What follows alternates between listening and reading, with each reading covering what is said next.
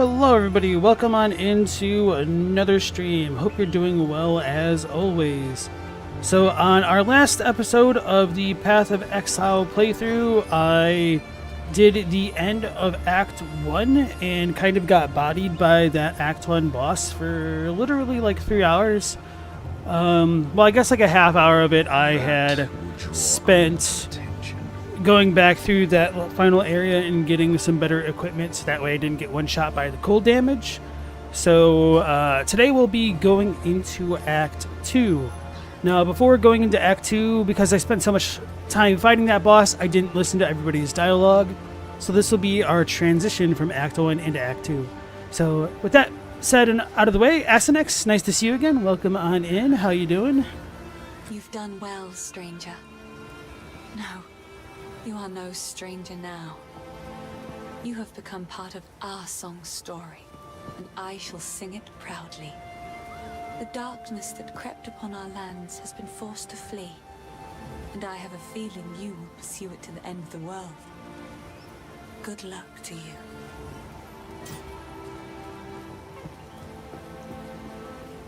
So I just realized you guys are probably getting that double audio because I've been forgetting to go through things this way, so this should fix you guys. Alright, sorry about that if it was doubled up a moment ago. So Jay Rizzle, nice to see you again. Not doing bad? Sweet.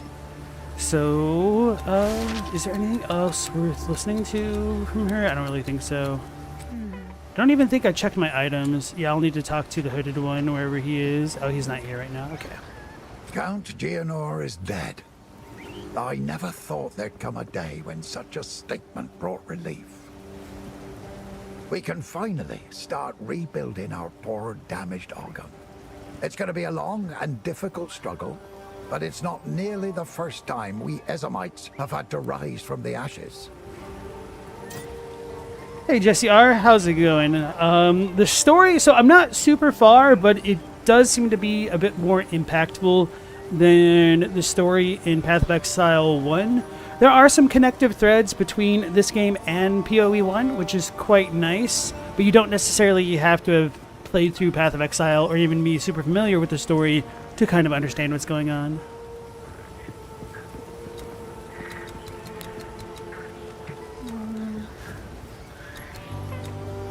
Let's listen to Unu's music thing.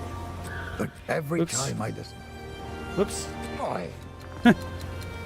The girl's a shining light in a time of darkness. If it weren't for her music, well, I don't know what I'd do. Every time I listen to her songs, I know I have to try harder to defend this place. Any fear and excuses be damned. And maybe the village, the one that we went to that was on fire. On fire. Oh, my heart feels heavy. We'll get back there someday. Reclaim our lands, rebuild, mark my words. Part of me is angry I wasn't there to defend the place, but I know I was needed by these good folks far more. I can't imagine what would have happened if they'd been out here, defenseless. You like that it's voice acted? So the first game did have voice acting. I don't know if the second one has more in general. I did find one note in the Count's mansion. If you find a pint out there, do bring it back. That was not a voice, and I figured that might have been more of a bug or just an unfinished product. We must pursue Oriana. The seed of corruption has begun to grow, but there is still a chance that we can end this before it is too late. The fledgling beast is leaving corruption in its wake, so we have a trail to follow. When you are ready to part from this place, we can leave immediately. So now we'll be able to go into Act 2 when we do follow the beast trail. We must pursue Oriana. The seed, the fledgling... Alright, just wanted to make sure that was all the same stuff. Let's listen to the first ones. I don't remember if I listened to that. I know I listened to Madness on stream. So this guy looks like he can be trusted. Oh, he's the most trustworthy guy of all, right? So what was I going to say right before this? All right, Oriana is the wife of the Count, and she took the seedling of the beast. I don't know if we know it's the seedling of the beast quite yet, and she fled into some other place, which is why we need to follow them. So let's hear about the first ones. All children have imaginary friends. Most grow out of that phase. A rare few refuse to let go, creating real from unreal through sheer stubbornness. Okay, we did listen to that. I did like that, and I forgot to comment on it when I first listened to it on stream, that this is not entirely dissimilar to the way that Miracles and Faith works in the Soulsborne games. So I kind of like that idea where the Faith can manifest and literally spark divinity, which will be a bit of a story beat as well. The trail of corruption leads east, so east we shall go. It seems fate conspires to return me to the plains of Vastiri. East? The Countess has escaped. Oh, that's so much with the louder. beast. Holy crap. Every attempt to control it has ended in cataclysm.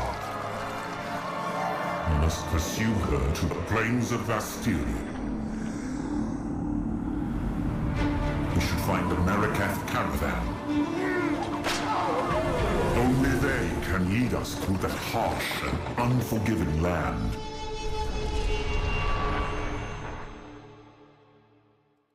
Alright, I'll turn that back up now. I'm gonna actually take a note real quick of something like that for like feedback. Cinematic, sound effects, really high. Okay.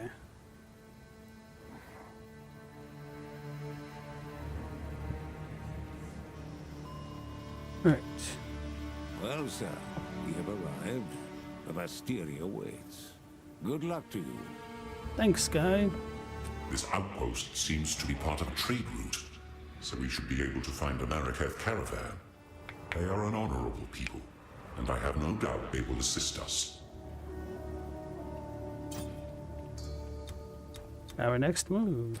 This outpost seems to... Nope, the Marikath. The Marikath have a cultural history deeper than most know. Theirs is a strict tradition, bordering on brutal. But it is that adherence to shared beliefs that has kept them strong when entire empires have come and gone around them. Okay. Move swiftly. Earn passage on the caravan.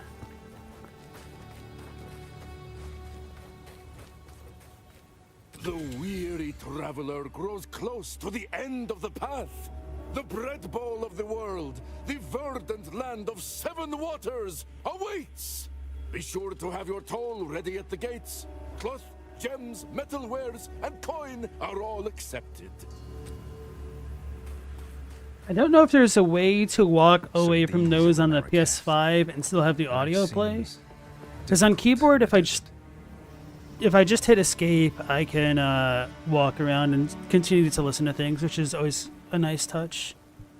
You are seeking passage on our caravan? We cannot travel anywhere at the moment. Hyenic raiders are harassing the trade route ahead. For the time being, we are stuck here. Worth is measured by actions. I must prove myself. Defeat the Hyenic raiders, of course. What are you doing, boy? It's a rower.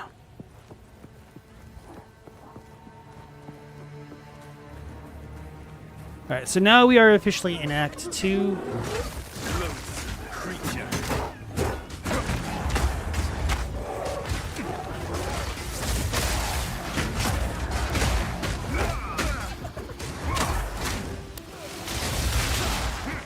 Ooh, a support gem. Oh, it's a rare. Okay. Oh. It was a rare.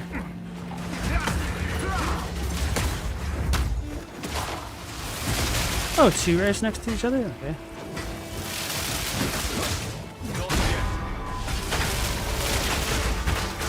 Almost died.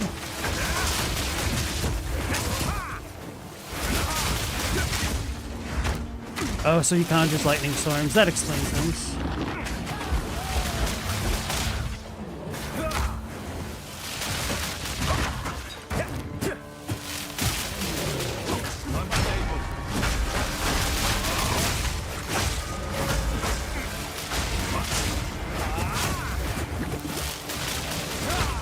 He's a tanky boy.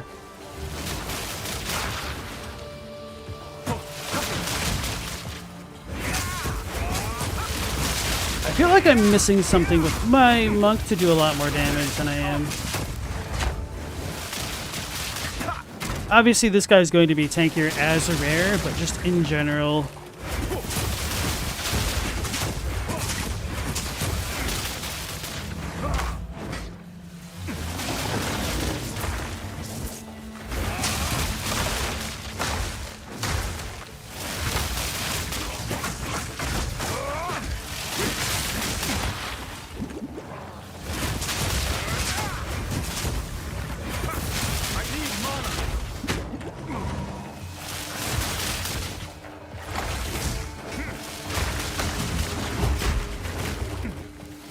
Maybe that's the ability I need to be using more. I don't know. Right. What all did we get from the last thing? Oh, I can't even wear this.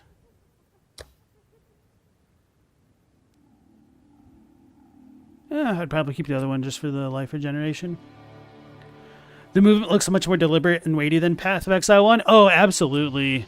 It's probably like the best change between the two games so far, just how much better movement is in general. You can get kind of body locked by enemies, and apparently that's an issue that a lot of people are complaining about, but it doesn't really bother me that much. I kind of like that it has a certain weightiness to combat, and it makes you have to move a bit more tactically and strategize a bit more. But yeah, there's a lot of really good stuff about this game, but I think right now it's just a little bit too limited with the access to skills and passives, or not passives, to skills and support gems. Because I'm just not entirely liking what I have. What do I have on this? I always do this. Always do this.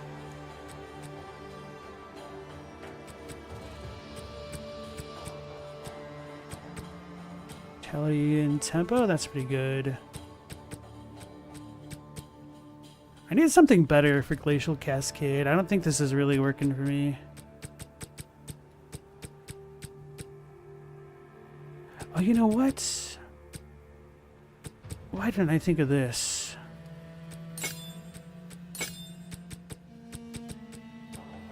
All right.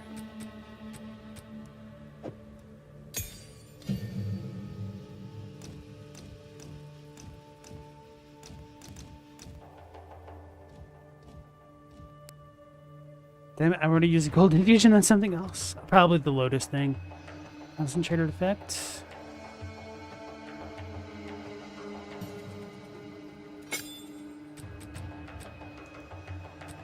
Anyway. We're going to put corrosion and the poison thing on our... You really can't use that on that? It says attacks, doesn't it? Anyway. It was a good idea until it didn't work. Then it was no longer a good idea.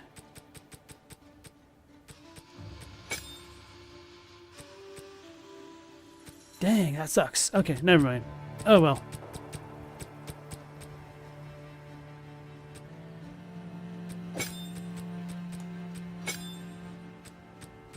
Hopefully that makes Glacial Cascade do a lot more damage.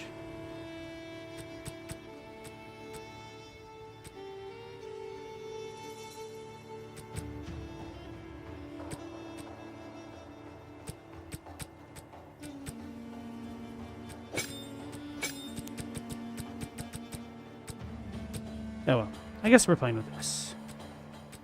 I just gotta do that inventory management.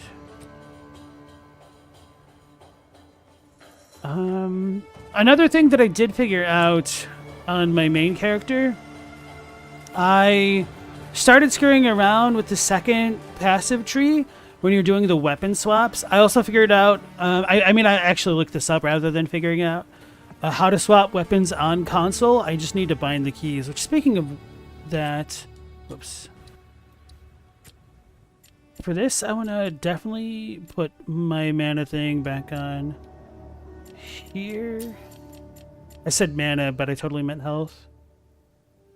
And then this.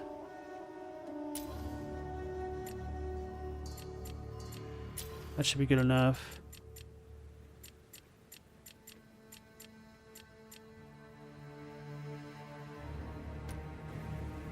You like it? You're going to get early access? You can use something to grind? Oh, that's great. I mean, this can definitely be grindy. I haven't done any of the co-op, but you can definitely also play through co-op and with friends. And one of the better things about this, I haven't shown it off super well on this stream so far, is that your skills can combo into each other. And if you're working with others, you can combo into like greater effects, essentially. You don't have to set things up, you can just kind of capitalize. Your fate is sealed.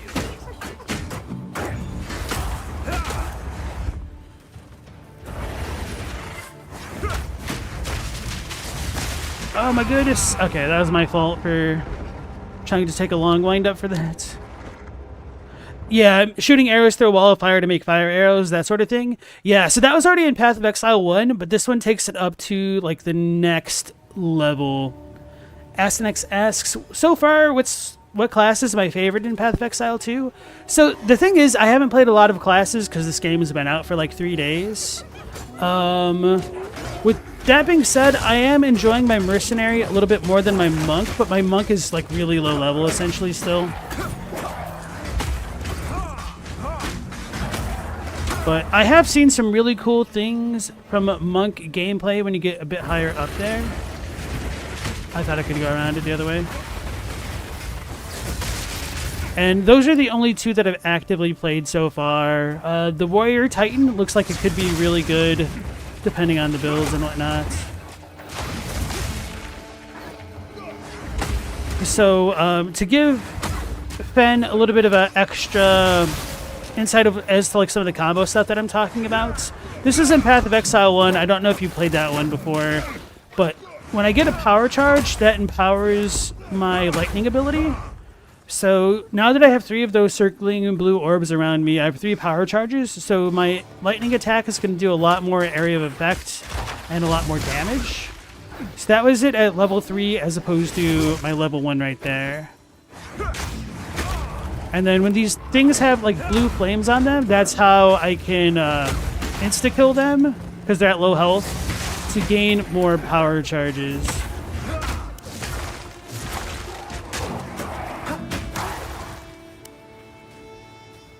So you've played a little bit of Path of Exile, yeah. So they have a lot more combo-y type stuff. So one of the more consistent combo type pieces that I've seen in Path of Exile 2 is that if you make a poison cloud, you can ignite it on fire and then it will explode and damage all enemies within the area of the poison cloud, which mercenaries take huge advantage of that right now. They actually had to nerf the crap out of that interaction on one of their abilities because apparently it was too strong. They actually hotfixed it. They like nerfed its max damage in half almost. It's kind of wild.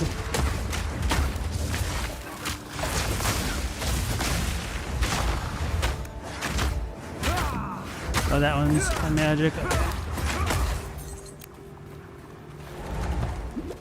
I didn't mean to pick up those shoes. I meant to sell things. That's exactly why I walked into town a moment ago and immediately forgot. Asnex is leaning towards Witch for a Necromancer build. You love Necro in D2 and 3. Yeah, so I think Witch probably has the best starting for Necro.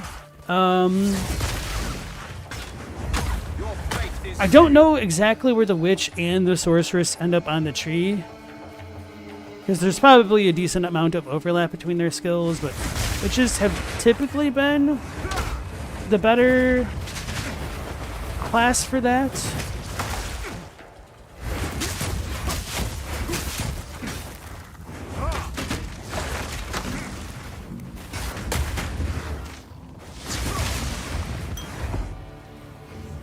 I don't remember what my current life flask is at. Oh yeah, and one of the best things of Path of Exile 2 is that they have like a dedicated pause feature, so whenever you go into your menu and whatnot, it'll pause the game for you. Unfortunately, Witches do not actually have a Necro Ascendancy in Path of Exile 2, at least not yet. They have the Infernalist, which you might be able to say, like, that's the Necro Ascendancy, but it is kind of different.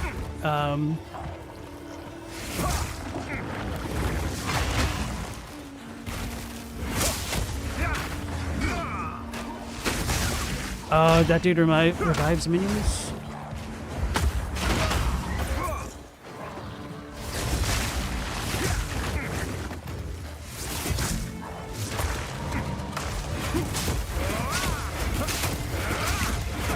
I just do no damage with that ability specifically.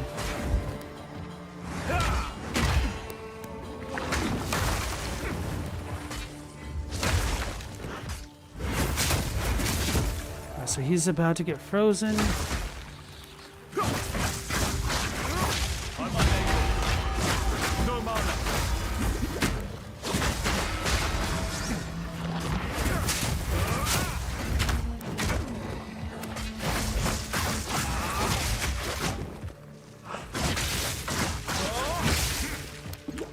That did a decent chunk of damage to me.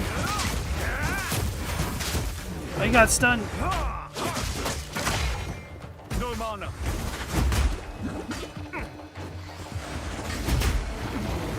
Dang it.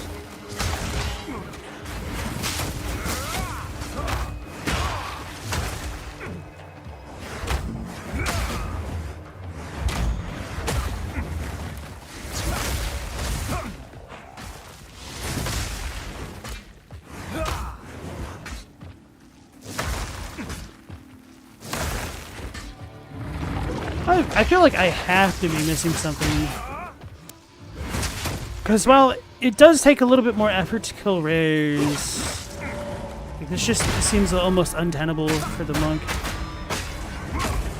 There we go. You were thinking Path of Exile 1? Yeah.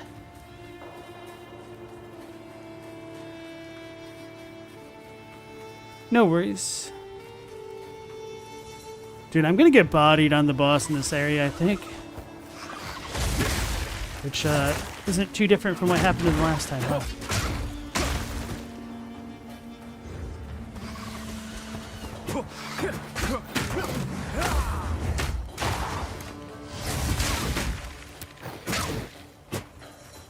I think if I get more skill gems, I might screw around with trying to put on a bow in my weapon swap slot, just to see how that works with this class.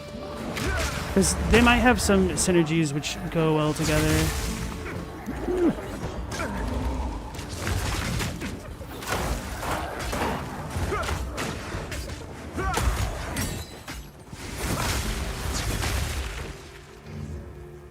I think I should just start saving my support gems for me potentially getting bow skills. Wow, that was a terrible thunder.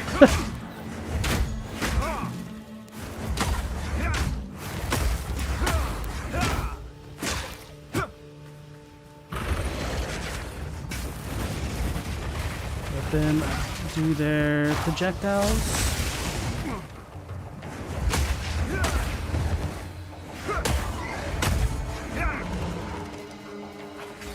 Oh no. Okay, I thought that was the boss. Get them all kited together. Bro.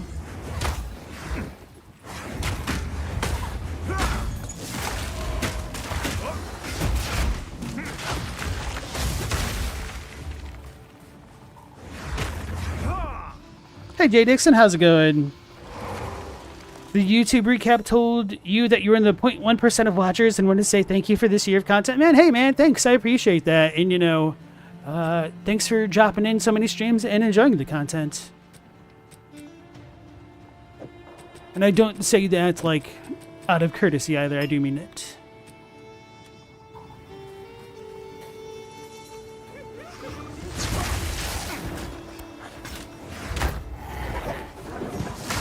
How did that one get so even? I do wish it was a little bit easier to control the directionality of my attacks on the controller.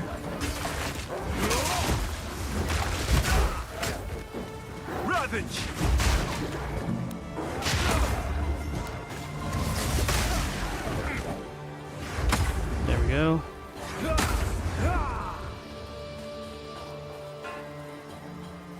They got a long quarterstaff, and for whatever reason, my mind just went to Long, Long Man. I don't know if you guys know that like series of commercials.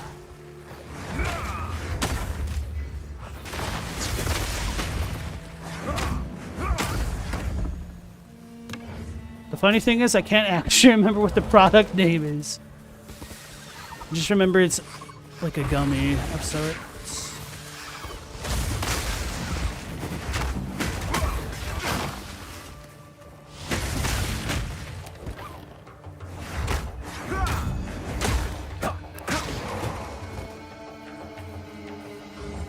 That man sure was long. The funny thing to me is also that the girl's original girlfriend, Mr. Koru, is essentially the Japanese word for, well, I guess it's not really a Japanese word. It's just tall. Like her boyfriend's name is originally Tall. Oh no, the wolves are behind me. Need more mana. The mana ring is screwing me up.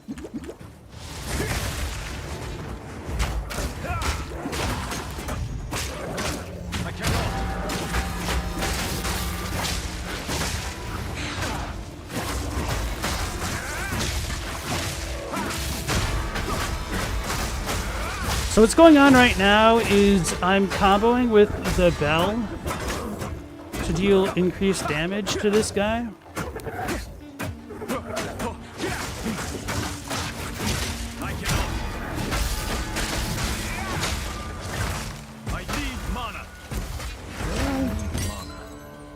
Sweet, we got a skill gem and a crossbow. I have no room for that. I have no room for that.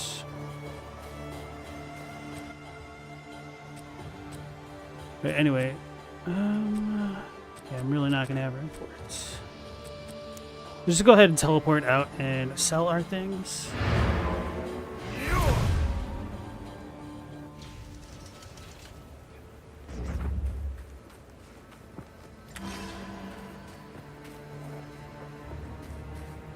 What have you learned? Apparently one of the things you can do with the hooded one in the PC client is if you hit control click on him, he'll automatically identify your things, so you don't even need to go into the menu. And it's just such a nice thing. I wish they explained that a bit more clearly, though. I heard about that on Reddit. I was like, what?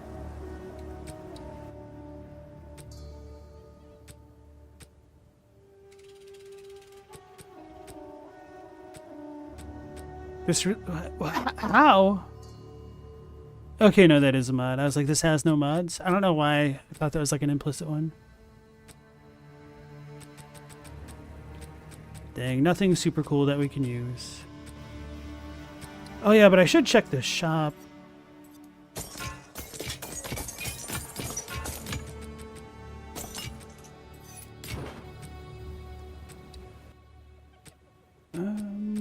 Probably not this shop. Is there no other shop here? Dang it. Maybe I need to visit Renly. Hey George, nice to see you. How's it going?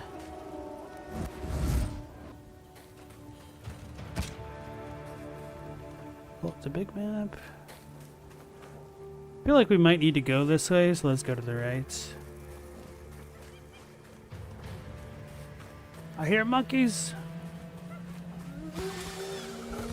Or beetles, I don't know.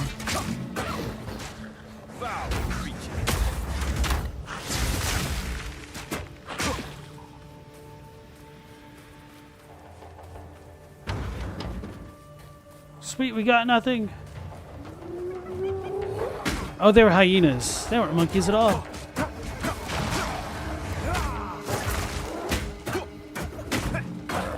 Dang it. Just that little bit of a delay between attacks sometimes.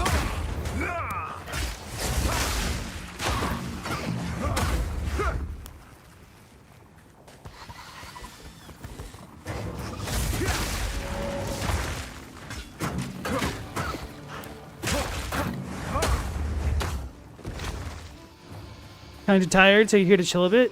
What were you doing earlier? You've been tired the past couple of nights. Is it like work or other stuff going on?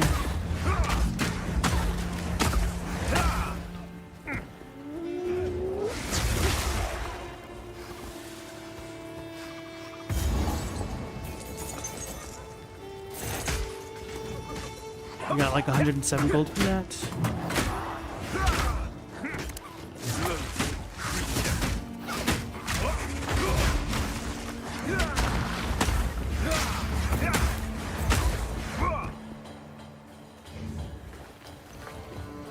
Alright guys, the moment of truth, we got a rare chest. Oh, and actually kind of gave us something, but it's still kind of disappointing when you open a rare chest and you don't even get a rare item.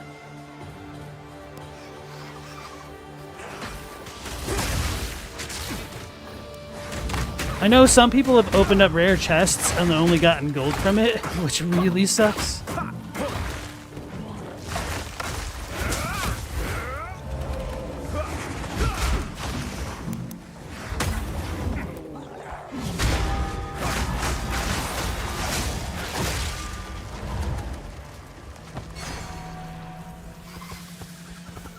Did PoE 1 have a standard gold currency? It's kind of complicated. The short answer is not originally, but in the most recent league they added gold to kind of beta test the system for Path of Exile 2.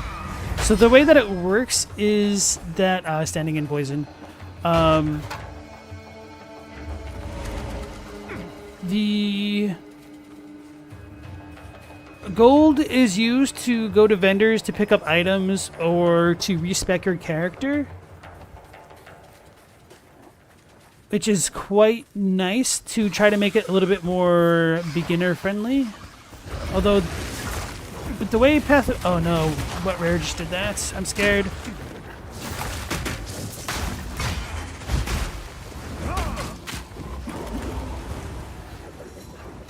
Oh yeah, let's just do this.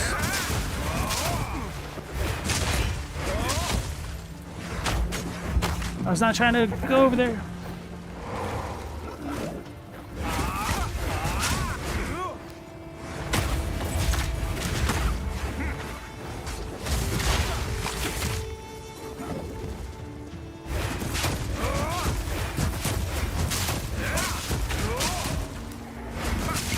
This is gonna be a rough dude to kill, maybe.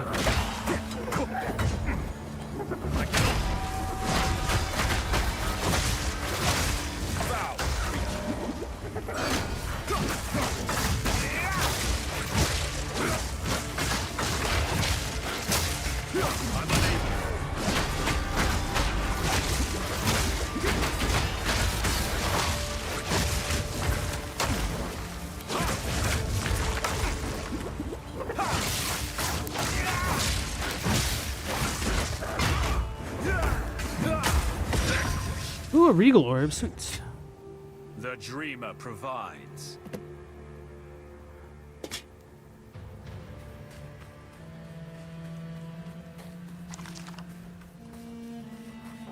So yeah, they only added gold to Path of Exile 1 very recently, like within the last year. I don't know what the Shroud Walkers actually do, but I think that just makes them more evasive.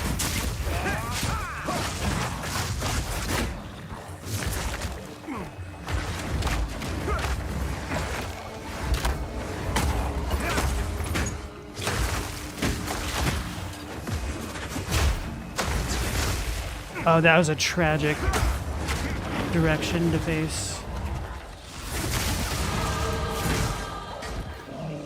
Right, we leveled up.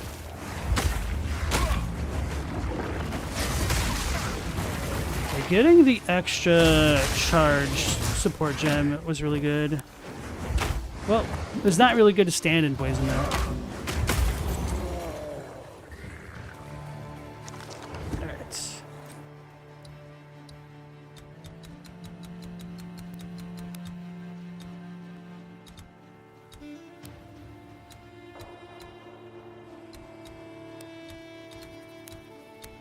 Why did I want to come this way? Wasn't there actual electric stuff right here?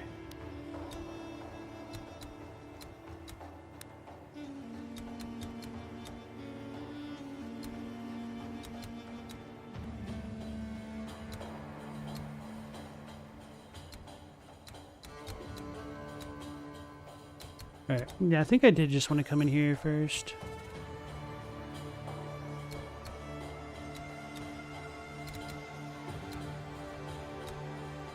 And then I want to come up here to get these lightning skills, I think. So anyway, increased elemental damage.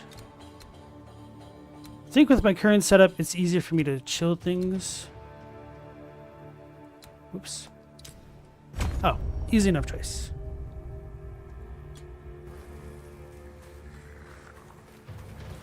Thrust!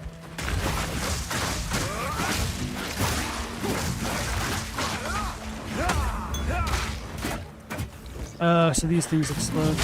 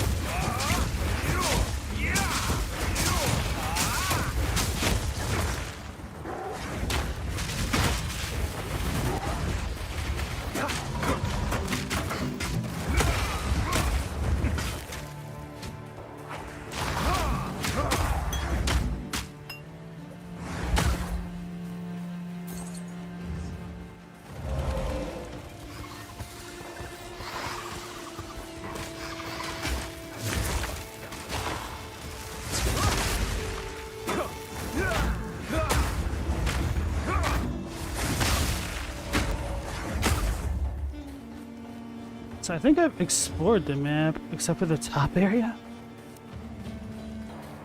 And then we have... Uh-oh. Mic check. I'm dropping frames.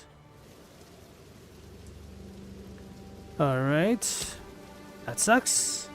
It looks like my internet's back, so that was on my end. Apparently.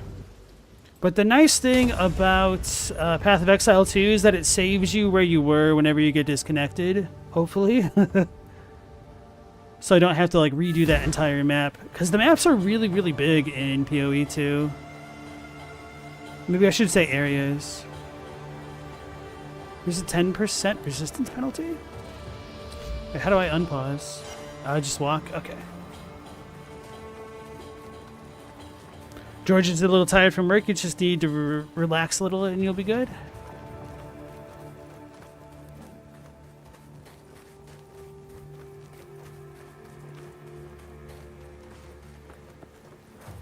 Definitely understandable.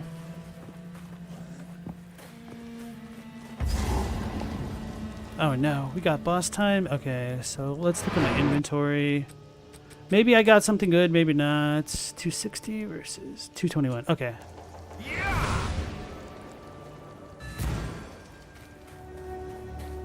How can I be of aid? Go.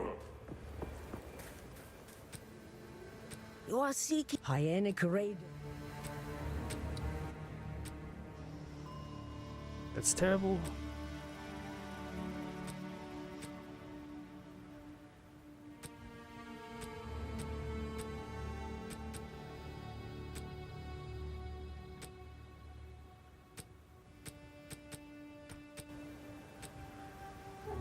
Let's go ahead and probably upgrade these flasks. Probably not the best idea in the world. How many of these do I even have? Only 10? Kind of sucks.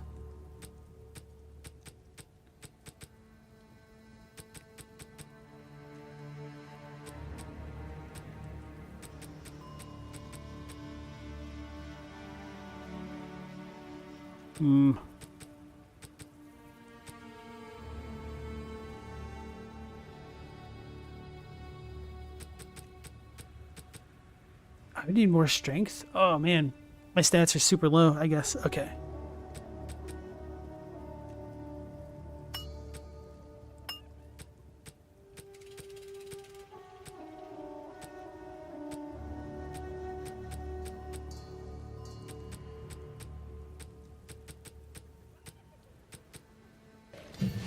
Falling Thunder is a lightning area attack. If you have Glacial Cascade is a cold area attack that ends with a powerful spike of ice.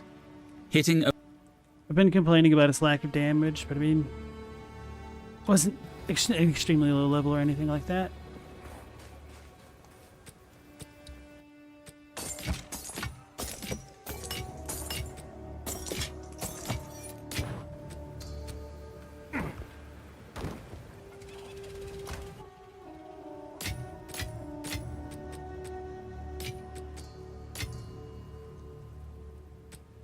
You're impressed with every streamer who can consistently stream 2 to 3 hours a day.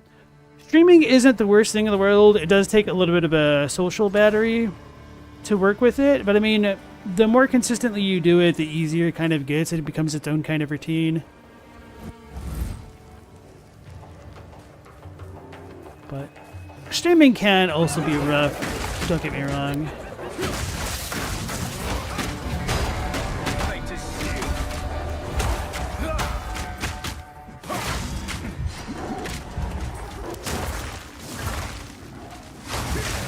Oh, that's tragic.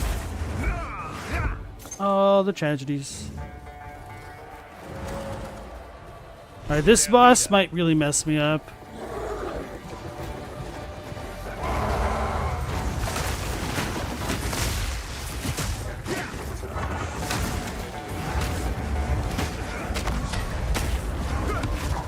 Oh my goodness.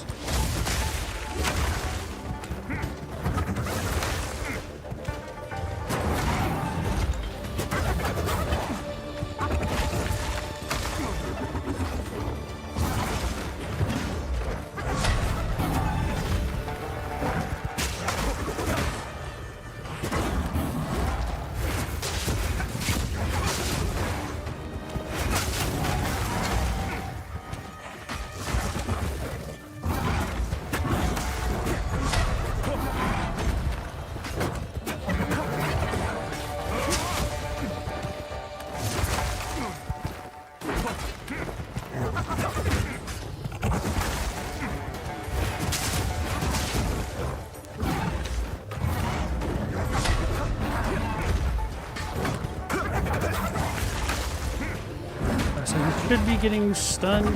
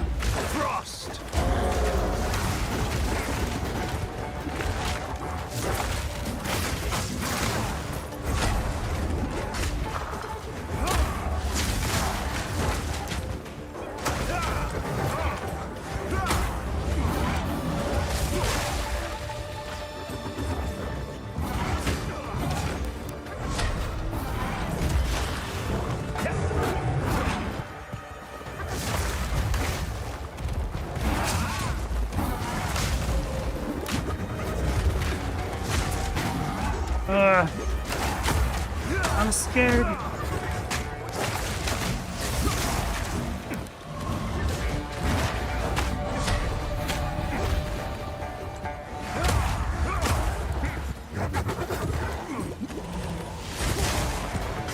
Don't think I hit the boss with that.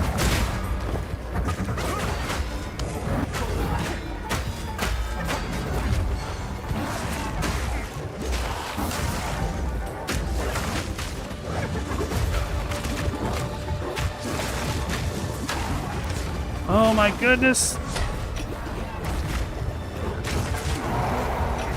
I'm out of flasks. That wasn't too bad of an attempt. I just needed to do a little bit better when I get swarmed.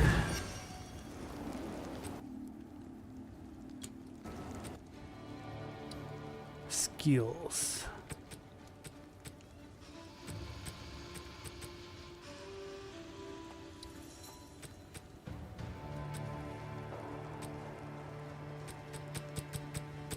I kind of want that the way that it is, though.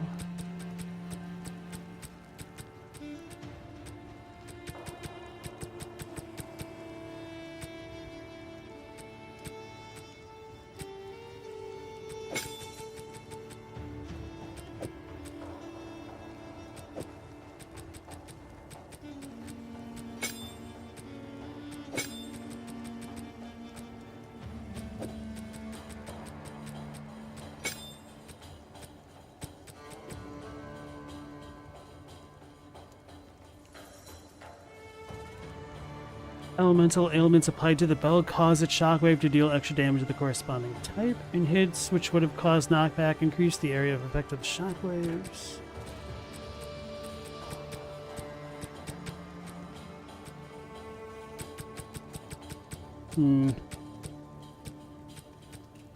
Oh. George, you tried streaming for a time, and you know you don't have enough energy and time to do it? Can't knock you for trying and learning from that. You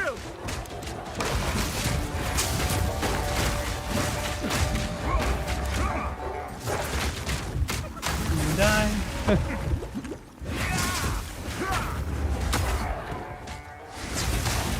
Probably should have finished that dude off and then gone with these guys.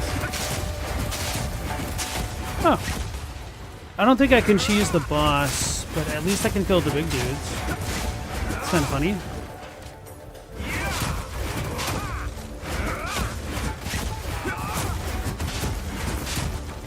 Just out of range, I think.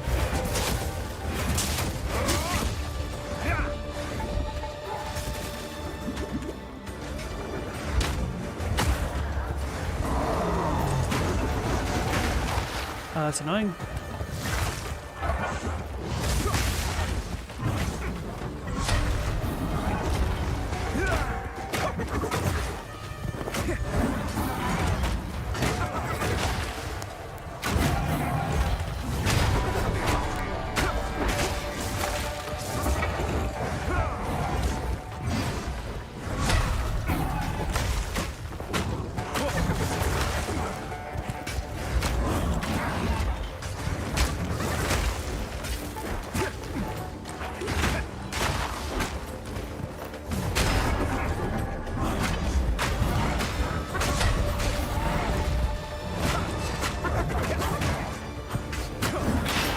I don't do enough poison. Oh, he got armor broken. Okay, so that might be helpful. Thought I was out of mana.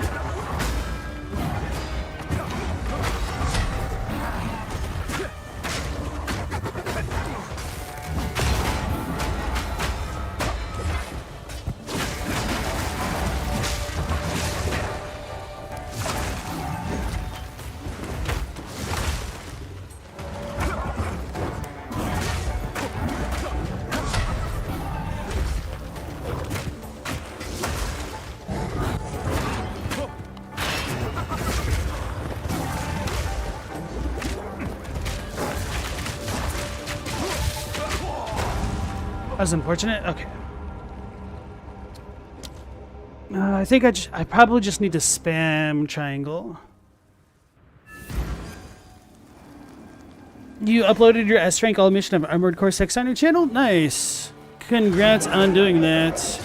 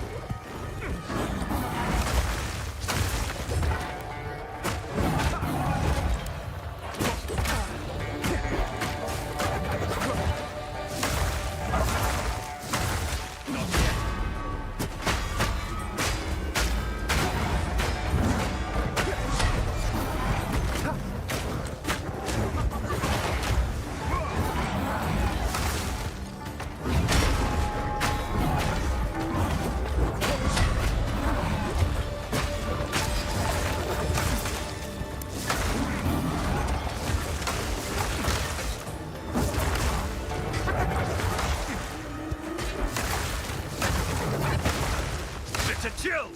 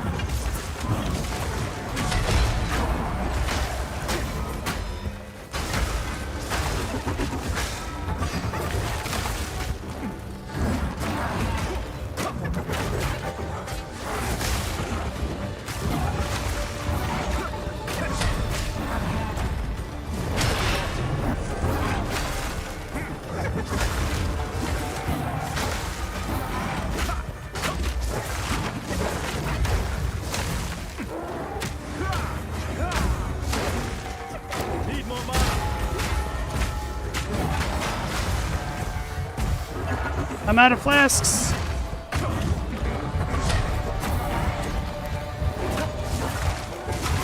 Oh my goodness. I can still die though. I can still die. Ask me how I know. I need mana.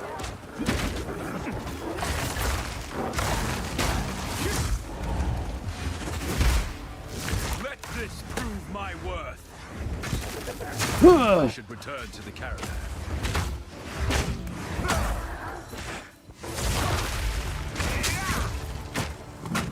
Good thing I got 3 magic items for all that. Really? That's what sucks about the loot sometimes. And the fact that you get continually swarmed even after you kill the boss is pretty rough.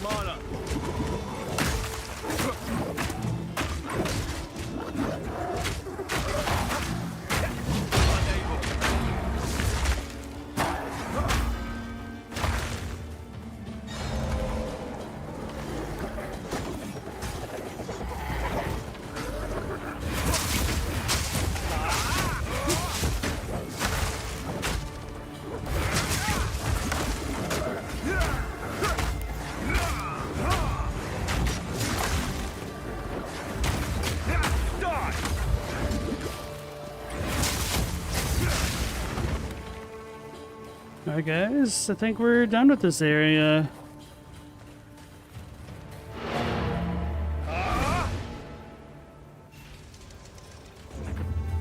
Like, it's just so tedious the way that I feel like I have to deal with the bosses. You defeated the raiders? That's how I feel. Fate sends us a fortuitous stranger. Welcome to the Adura Agara. You may travel with us in exchange for your service as a Jingak, and you will have nearly the respect of one of our own for as long as you stay. So I think a Jingak is a foreigner that might be given like some extra level of respect, or it just might be a foreigner in general. Not 100% sure on that. So we got an uncut skill gem for that. What have you learned?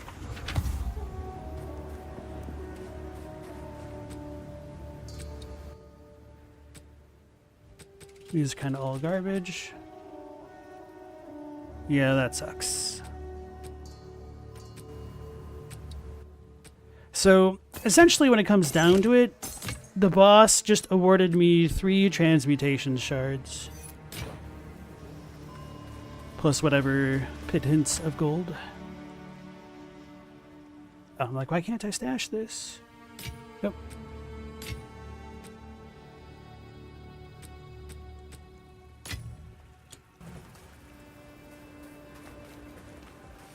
The Ardura Caravan.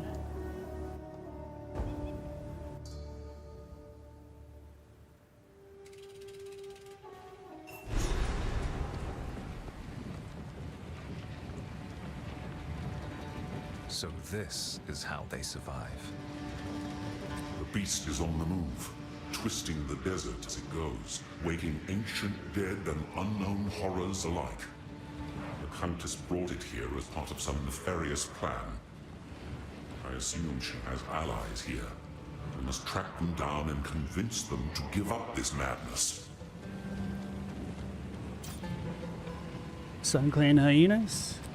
Those creatures are too coherent and intelligent to be manifestations of corruption. I suspect that they are the descendants of divine tampering. There was a being I once knew in the ancient days, a trickster, who would have appreciated someone to laugh at his ill-conceived humor. What more perfect audience for a sickening jester than a pack of gibbering hyenas? The funny thing is, because when I mentioned that this dude kind of reminds me of James Earl Jones, when I heard this, it made me think of Scar in The Lion King and having hyenas around him. But just in general, I think, what the hell is that? Looks like a walking bag of trash. I think... I don't remember what I was saying. Oh yeah, I think having like hyenas to laugh at a gesture is a kind of interesting concept. What is that? It's got a face on it. It's like a garbage Mimikyu. Who goes there? By the sound of your voice, you cannot be Maraketh. You may trade with me, for trade is the lifeblood of survival in the desert, but expect no kindness. Who goes there? By the sound, you may trade with me. Does the scorpion sting carry less poison at night? In the hopes of taking on fighting duty again, I am still practicing the art of the sword. Red-eyed Nasima, she of the second sight, proved that there is more to combat than mere vision. However, there is still honor in serving the role of tradesmith and weapon master. I served as a Dekara for as long as I was able, and I intend to fulfill this duty with just as much dedication. Zarka holds all the wisdom and knowledge of the Adura, and the stories of many other Akaras as well. Our traditions help us survive as these lands turn to dust over generations, and in many ways, that lush beauty still exists for us through her words. Especially now the gods have returned to Rayclast. We know that our beliefs have power. Perhaps we can bring back those verdant forests and gleaming rivers, if only we have enough faith in a leader strong enough to make it real. And she means that kind of literally with how you can spark the divine into things. So Adlai, nice to see you again. How's it going? Calling us hobbitses because his voice reminded you of Christopher Lee. I could see that. Sans guide you. Oh yeah, I meant to check her inventory.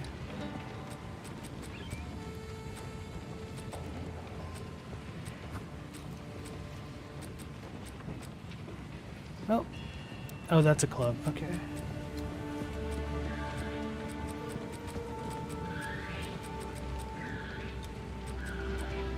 I probably should have been checking the merchant's wares a lot more consistently than I have. Sans guides you.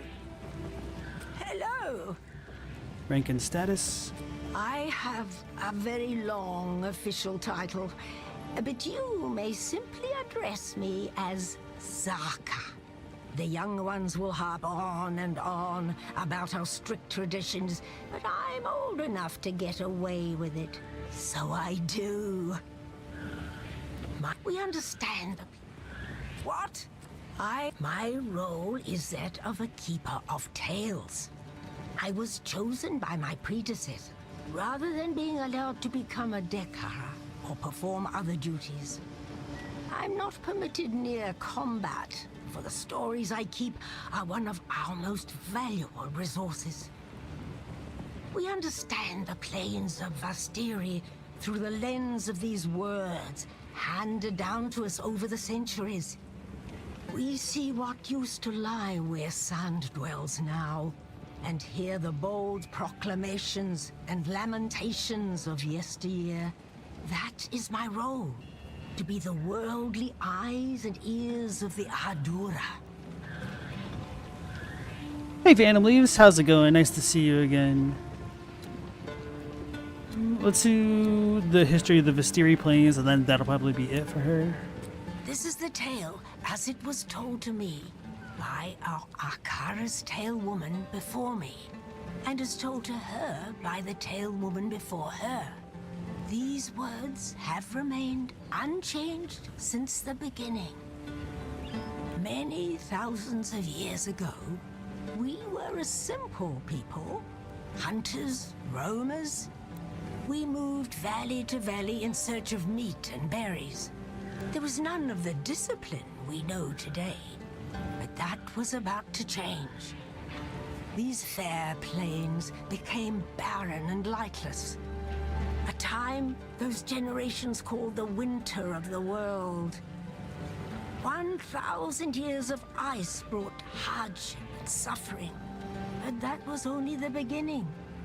To the south, the foreign tyrant An fell, and horrible creatures flooded forth under this darkness, seemingly born of bone and blood and foul magic.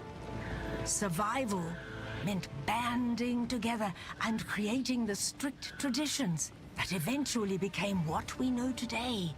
To fight was to live. Disorder meant death.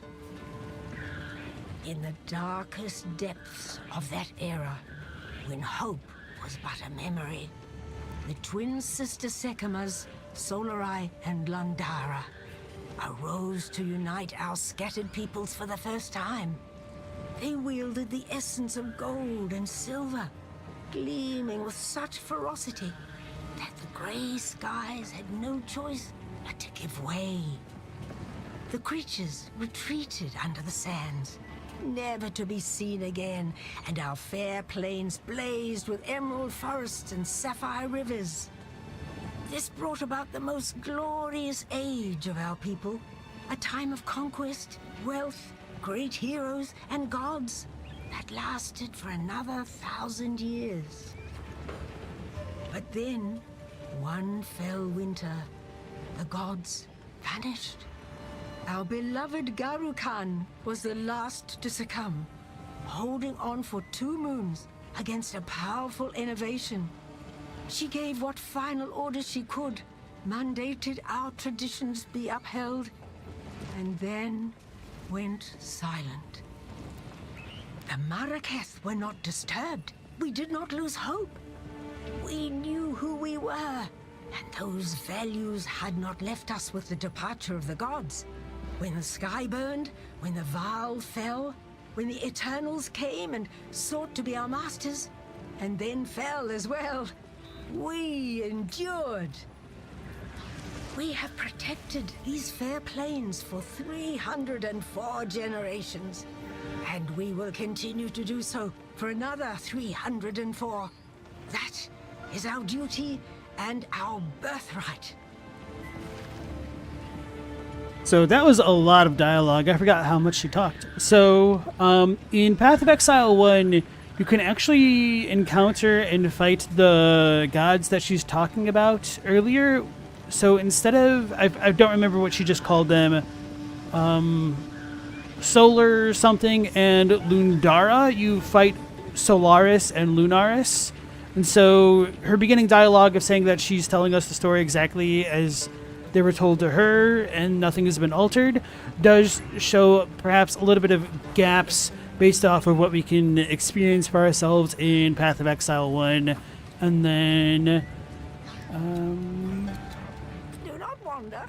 I believe the Hooded One has something else to talk about. Quickly. Just not yet, okay. Without Horns asks, did you kill the gods? Yes, and welcome back to the stream. So, killing the gods was actually parts of like Acts 6 through 10, essentially. So you need to like kill the gods for reasons to be able to like fight Kitaba, which is another god. So, yeah. But I don't know if they're like full gods or just like aspects of gods. We'll learn more about divinity as we play through Path of Exile 2 because they expand upon it a bit more as far as the story is concerned. I am Asala, the Sekima of the Ardura. I care not where you came from, nor what caste you might have been there. All that matters is that you have shown yourself capable in battle, Chingak. Remain a friend to the Ardura, and you shall have nothing but respect from us. Consult with Asala. Tiki Asala. So, the beast has entered the world once more. We were following a trail of corruption before we were waylaid, and now we shall resume the hunt. We Maraket are honored bound to seek and contain corruption wherever it may be found. It seems the sacred duty falls on us once more. The trail connects to 2 locations, but we don't know where the beast currently resides. I am willing to begin wherever you and your shade thinks is wisest. Alright, so now we can learn more about Oriana and the recent events, but this kind of confirms what I've been saying. We've been chasing the beast, which ties into the events of Path of Exile 1. So without horns, you're saying the chocobos look cool? The Roa? Yeah, you can actually ride one. I don't know if it's a class thing or a skill gem that you get like later on. I'll need to look into it. But it certainly is a good opportunity for them to add more microtransactions. But for what it's worth, the Roa doesn't give you any extra movement speed baseline. It just allows you to fire a bow without the movement penalty for like aiming down the sights, essentially. So, introduction? I am Asala, the Sekima of the Art. Remain a friend to the Ardura. I am remain a friend. It's not too important. Foreigners often misunderstand the concept of emperors are for nation. I am Sekima, because That's actually some pretty good dialogue. Okay, I'll listen to it for you guys. foreigners often misunderstand the concept of the Sekima. I am no dictator, and do not make some pathetic claim of divine right. Emperors are for nations filled with the weak-minded and soft, as history has proven every time an empire falls and we endure. I am Sekima, because others have put their faith in me as the strongest and most capable among us. I lead because there is no better replacement. It is a role I deserve, by definition. Yeah, that final line right there just does a really good job of characterizing her. It's like, the first time I heard it, I was like, damn, that's kind of pompous and arrogant. But then I thought about it for a second, and I realized, like, she's kind of justified in what she's saying. It's because of the way she is that she's deserving of rule, because that's, like, what qualifies her, as opposed to a kind of more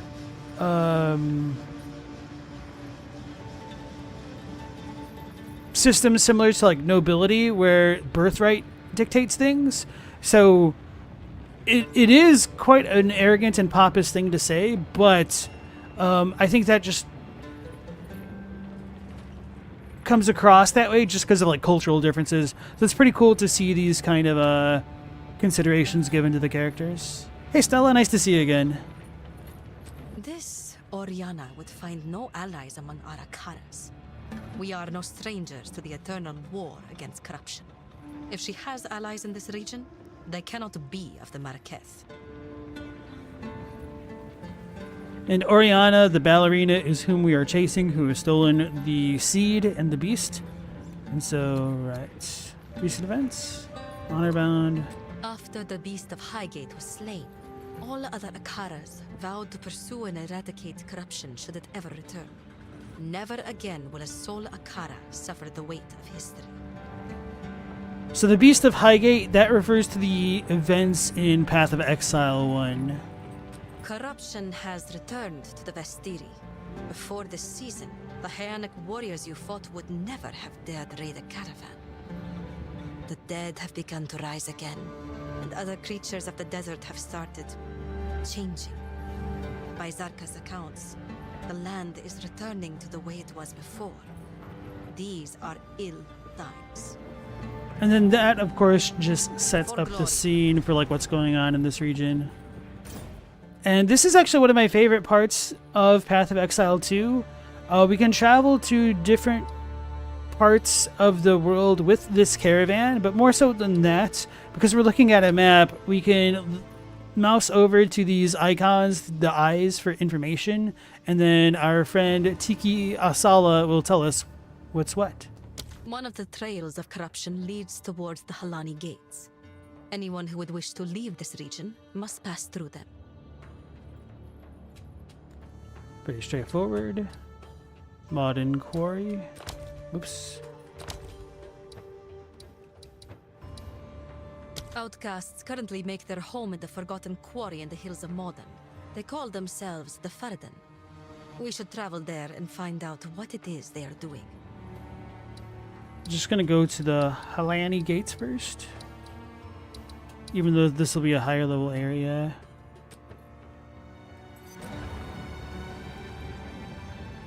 I think we're fine doing it this way.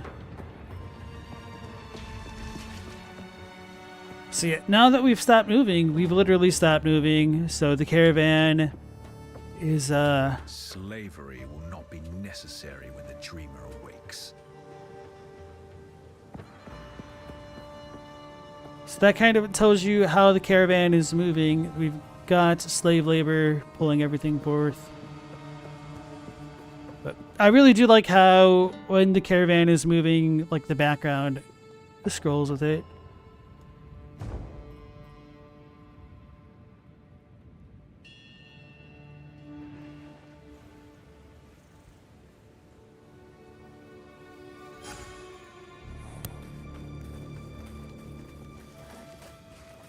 Why has the caravan stopped? The Halani gates are closed for the first time in 1,000 years. This can only be related to the beast. We should investigate the Faradan's camp in the halls of Modon and demand answers. So this is where the dialogue doesn't match what's written on screen. A bit more. I think her lines are the most off of the ones that I've seen so far. Oops.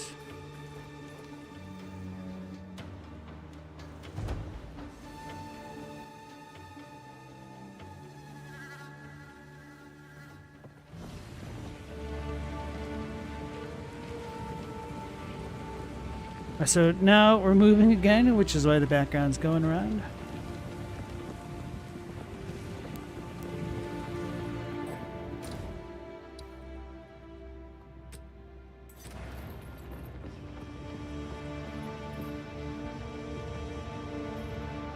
Botula? Is it like botulism? Random name. We're going to the modern quarry, everybody. It's a real modern place.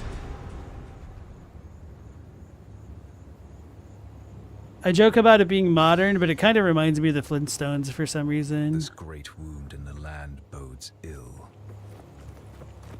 The hills of Modern became the Faradan foothold.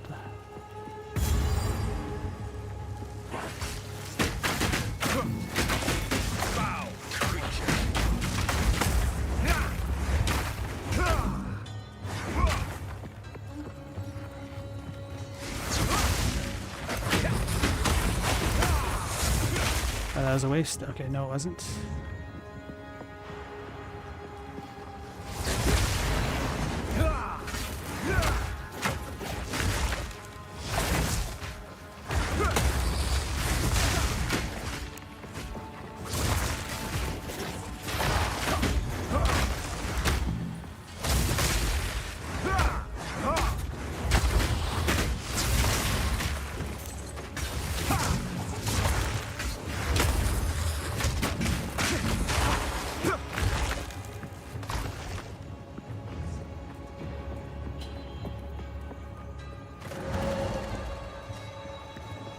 Dead end.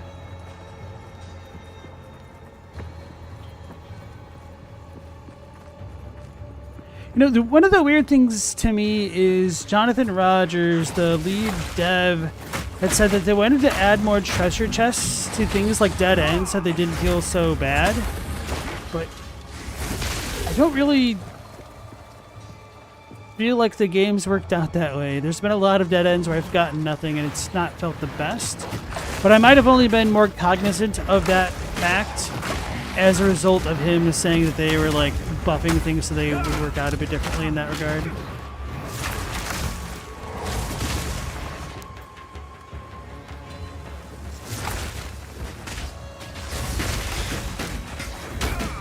Oh, still got it, baby.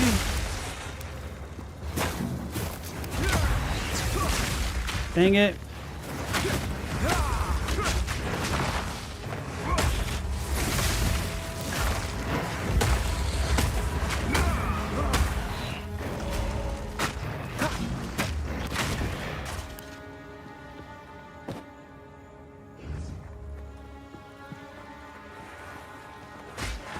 It's a lot of dudes.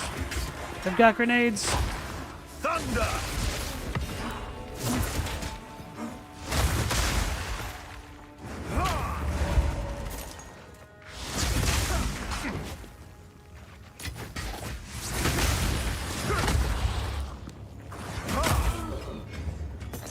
Blacksmith whetstone's a pretty big deal.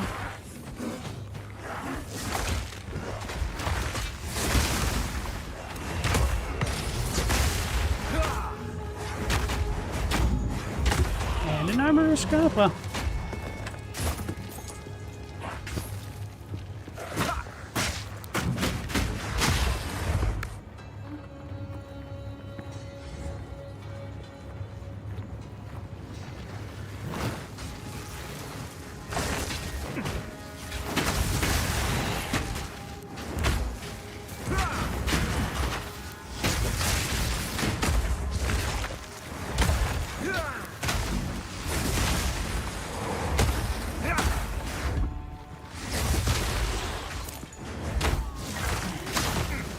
I think those dudes are weak to ice to begin with. Because I remember them being really weak to my freezing bolt as my mercenary.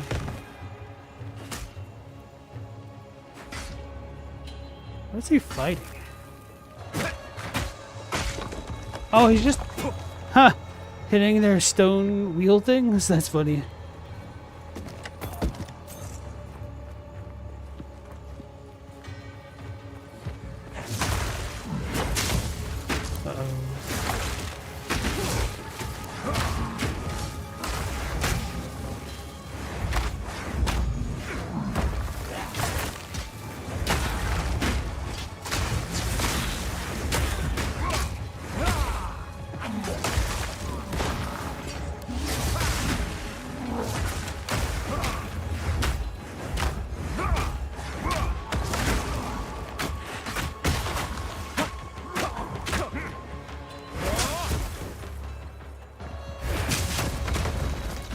Oh, they almost got me.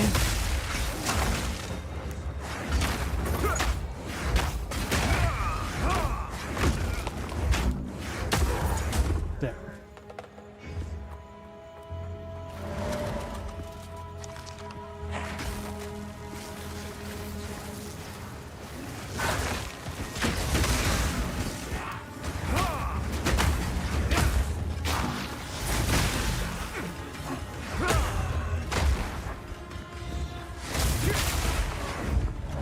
Got him. Okay.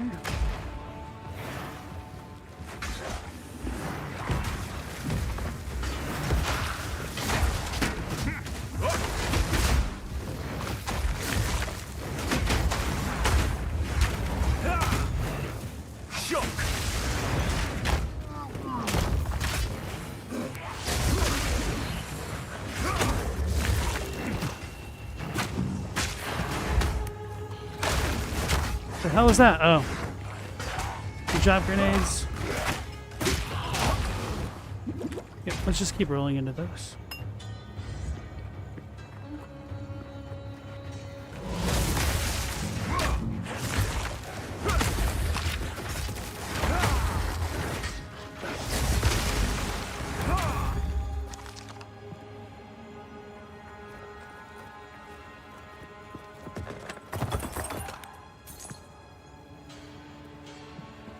Can I really not grab the wand? Alright.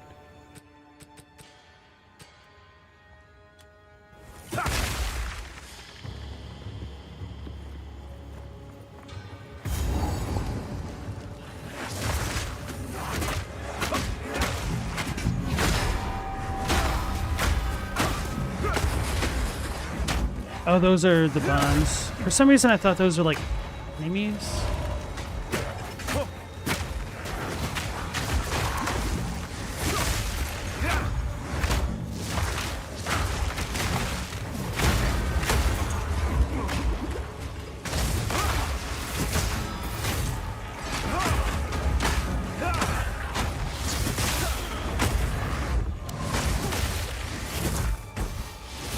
What?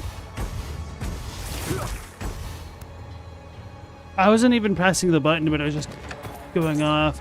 I really do hate how sensitive the PS5 controller is sometimes. You wonder if the dev team of Path of Exile 2 are the same who created Diablo 2? No, they took inspiration. So the Path of Exile devs are from New Zealand. I don't know if they ever poached any talent from Diablo 2. It wouldn't surprise me, but I could also imagine it's kind of a pain in the ass to relocate people cross-continentally. Book of Jaman Ra. Our people have lived in the shadows of the dunes for too long. Dang. Our people have lived in the shadows of the dunes for too long. Alright. I'm gonna make a note of this while it lived in the talks. shadows of the dunes for too long. Countless generations have been forgotten, will be forgotten. We are not Faradin. We are Maraketh. And if we work together, if we unite, then they will be forced to acknowledge us.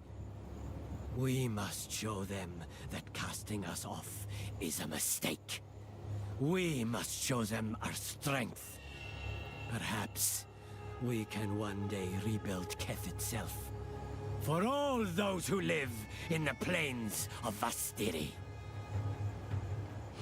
So we will learn more about the Faradun, so I'm not going to explain that now. But there's kind of a reason to listen to that. Better chill.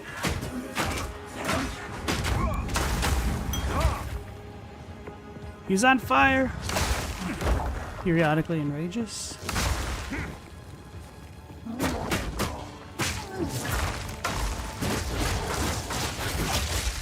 Must do that one. Oh, when he was big boy mode, he was enraged.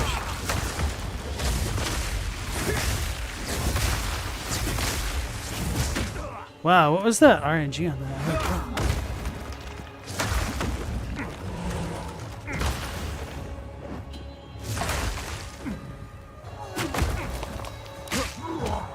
Uh-oh. Oh my goodness, that almost ended me.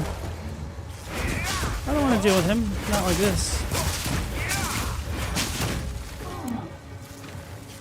Where did these dudes come from?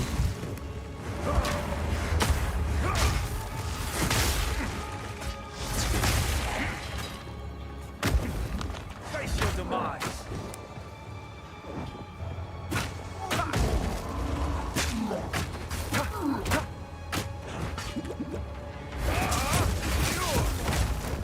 I walked into that one.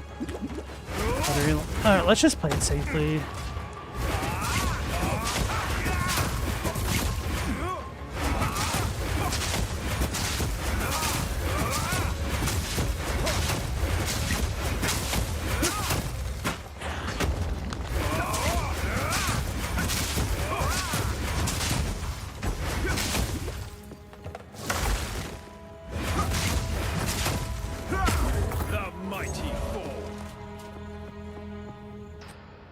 Let's actually identify something.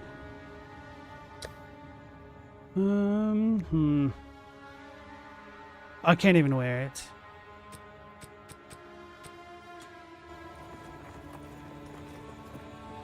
PoE2 lore video incoming? Probably not. And then, hey Bill, nice to see you again.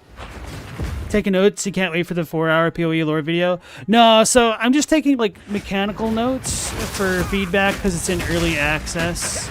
So for that, I was just taking a note of the fact that I get annoyed that on PS5 you can't walk away from dialogue boxes and continue to listen to them. And even on PC, it's not in the best state. I wouldn't be surprised if people didn't really know it was a thing.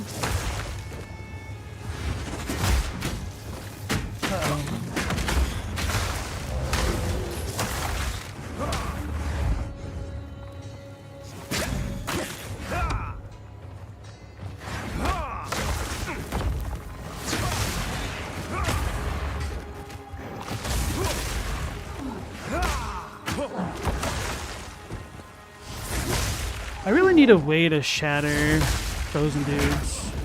Uh-oh. Thought I got body blocked by them.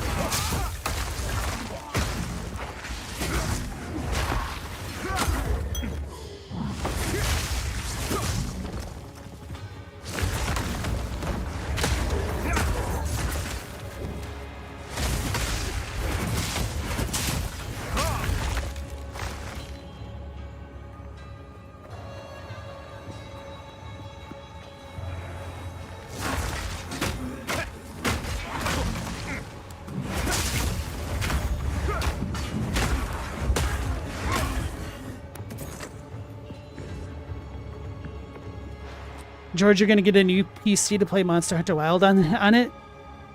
And you may be back to making some gameplay video? Yeah, it kind of surprises me how many people who are into the Souls games also tend to really like Monster Hunter. Because I guess it must be more of like the action gameplay type stuff as opposed to like the environment. Because it's definitely a much different vibe with Monster Hunter than the other Souls games.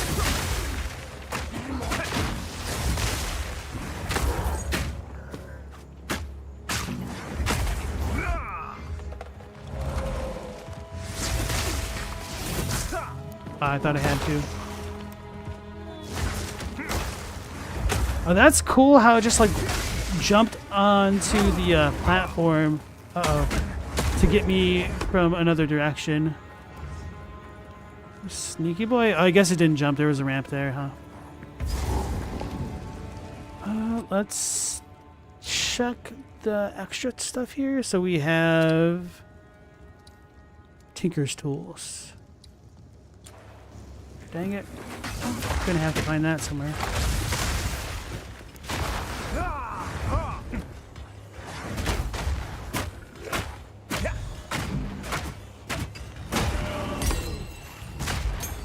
Oh, don't stand on the grenades, forehead.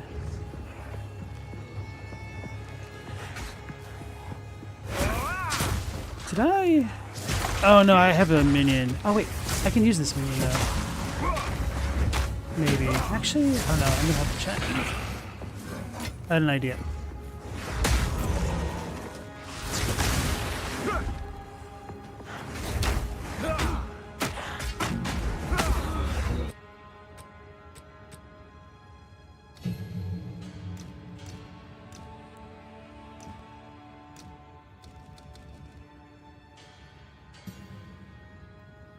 This might not be the best of ideas, but it's an idea.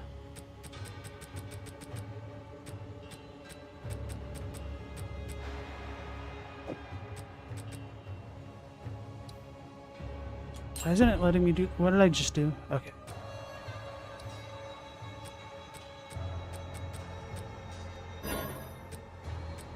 I can't put it with any equipped skills? Damn it. Okay, so I'll need an actual aura instead of the skeletal warrior. Elden Ring was your first Souls game, and you played Monster Hunter World before that? Did you play any of the other Monster Hunters before that one, or is that kind of like your first foray into that genre. Foul creature.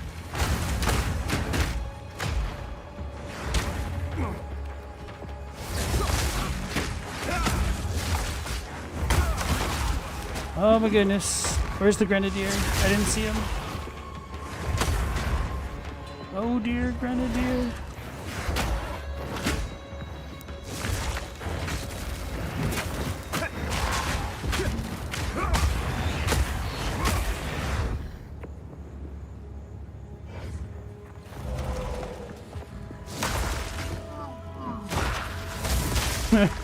Rip that Skelebro.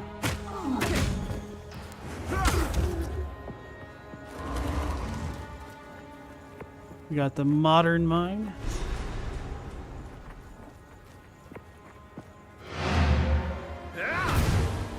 Leave my portal there just for kicks and giggles. Phantom Leaves played Wild Hearts, which is like Monster Hunter, you suppose, but you couldn't get into it. You haven't played any of the actual Monster Hunter games. Wild Hearts sounds familiar. Oh, wait. No, I don't remember it well enough. I think that game got really hyped up and then it didn't read its hype. Oh, that sucks that I couldn't. Ooh, some boots.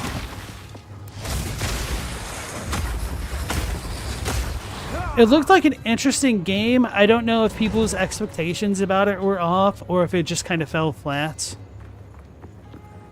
But I thought about like looking into that game and then it kind of fell off my radar after people were like, oh man, it wasn't as good as we were hoping.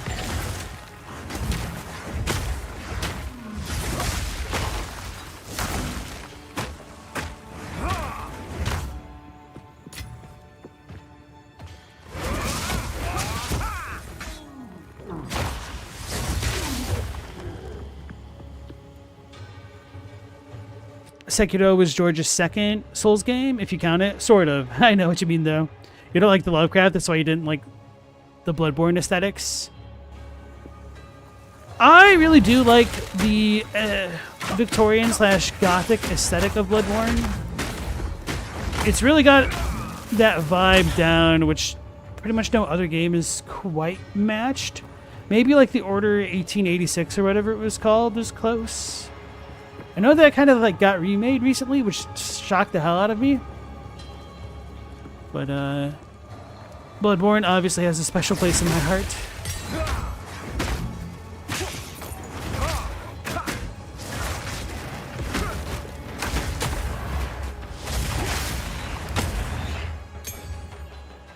Alright, so how many of these do we even have? Falling Thunder is a ice strike. Wind Blast knocks enemies away from you. If you hit enemies enough times, they will become dazed. I feel like Ice Strike might Staggering be good. Tempest. With Killing Palm equipped, monsters It's will only like display a these blue 9% indicators when they are low on life. Use Killing increase. Palm to dash to these monsters and cull them for an instant kill. Falling Thunder is a lightning area attack. Frozen locusts will explode when attacked Actually by does get you a or decent amount. Ice Strike. Or do I Staggering actually Palm save can it be for another use escape school? shot while flame.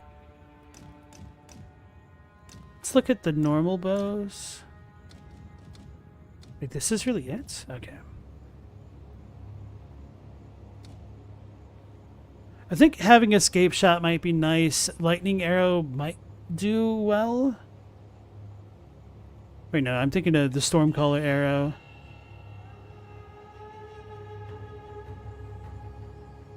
Although this might be unwieldy. Oh yeah, that's part of the reason why I didn't want to go ranged. Because it might be awkward to control stuff like this with a controller. Although I guess this isn't going to be too different from what do you call it?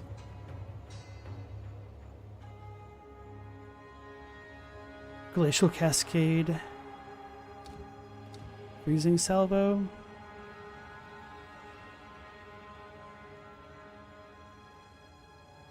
It's actually kind of cool looking. Wait, where was that? Okay, so it vaults over. Okay, yeah, I think I might want to go with the bow just to have a bit more mobility options. All incoming lightning damage to build up electrocution. The strat is removed if the enemy is next electrocuted. Oh, so it stays on it? Oh, it says 12 seconds. It lied.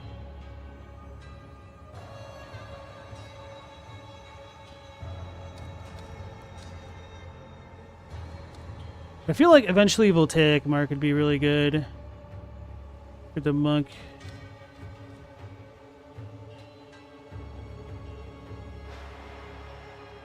Homes in on shocked enemies.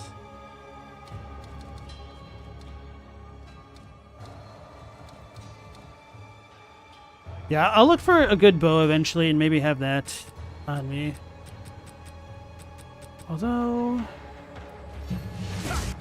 let's just do the Ice Strike is a combo.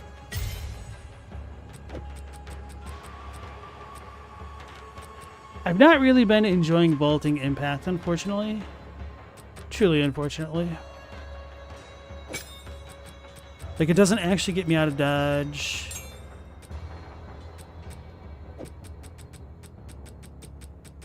Martial Tempo.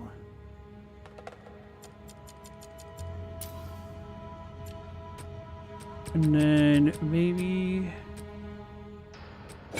this guy over here.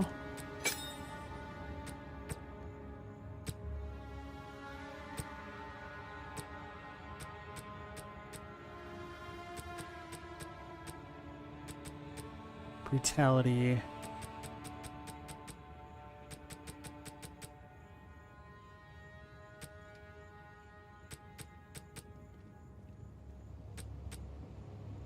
I'm not doing elemental stuff with that just yet. Okay.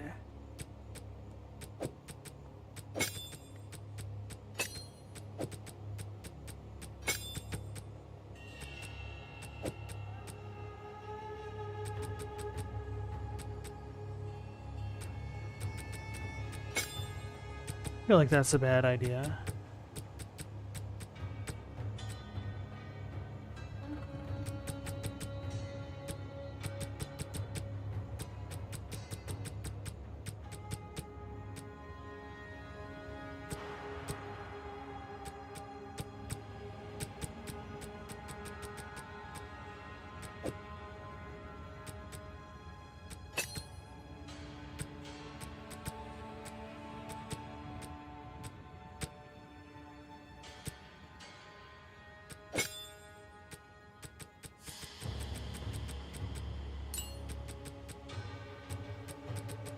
We'll try it.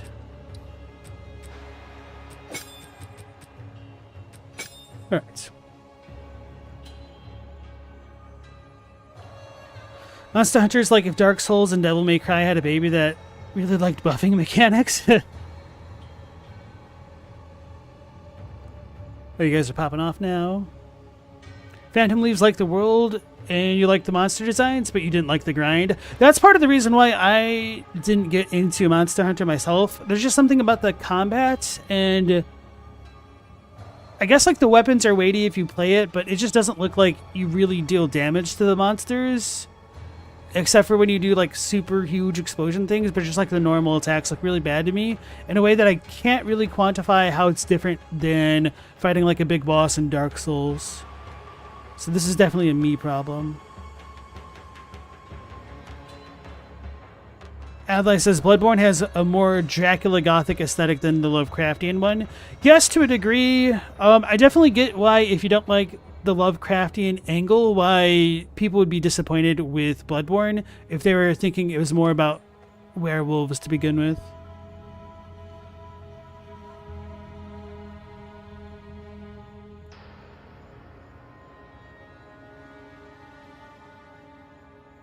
It's funny that a Japanese game studio was more successful than Lovecraft ever was, using some of his concepts. His truest fears made real. I mean, it's not too uncommon for people to gain more posthumous fame and recognition. Like, look at Picasso. Apparently Picasso lived up until like 1976 or something crazy like that. I thought my man's like lived in the 1800s. No, he was around for quite a while. I need to use Contagion more. So, Papa got a brand new skill. Let's try that out. Vile abomination.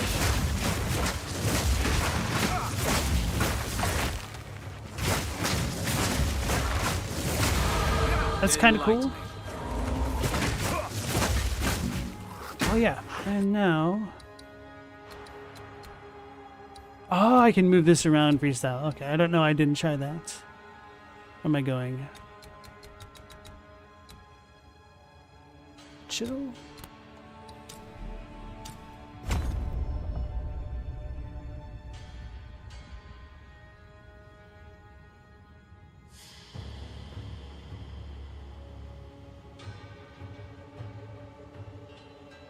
A lot of people find money and fame based on Lovecraft. He never made that much money in life from his writings. True starving artist right there. And then Cantrell, nice to see you again. Lovecraft's dead, but the fact that his work is still used and famous means he did succeed. He just didn't live to see it like most creators. I think there's kind of a bit of poetic irony in that, in a sense, Lovecraft exists beyond the grave, continuing to get recognition in a way. I know I didn't explain that very well, but in a way, like, he doesn't really get to rest in peace, I guess. Bro, okay, what the hell? Why is this so much cooler than the lightning one? Oh, maybe because I have the faster tempo thing on. That and the extra freeze.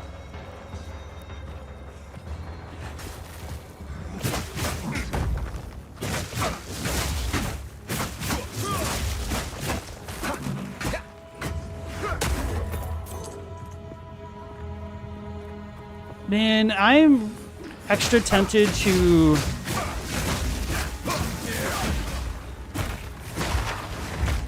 go with a crossbow so that way I could break open frozen dudes. But there's got to be other things that shatter, I would assume. It's kind of like one of my biggest, I don't want to say like a complaint, but regrets about Path of Exile 2. It's that it feels so much more limited in the early game than Path of Exile 1 due to the limited amount of supports and skills.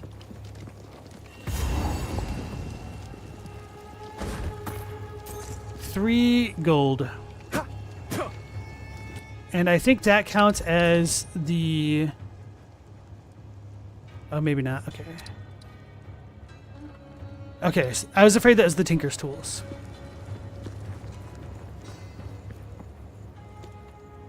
Hey, Sangramjit Duda, welcome into the stream. Sorry, I just butchered the crap out of your name. How much content did this game have? I don't know fully. I think I've probably already spent 30 hours on my main character. Oh, probably less because I've been streaming. It has more content than like most AAA games. This is going to be a very grindy game, depending on like how robust you want your builds to go. But there's a lot of content, and it's only in early access, and they'll be continuing to update it as it progresses.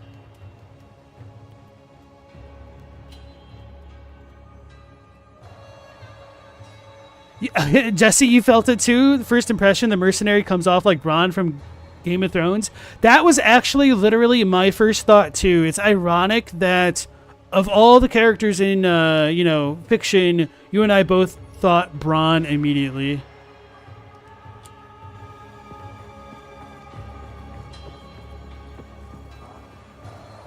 With that horn said, if you want your build to be as minimalist as possible, if that's the case, then the best thing to do would be to look up somebody else's build guide so you don't need to devote the time or energy to that. And even still, you will have a lot of content to roll through.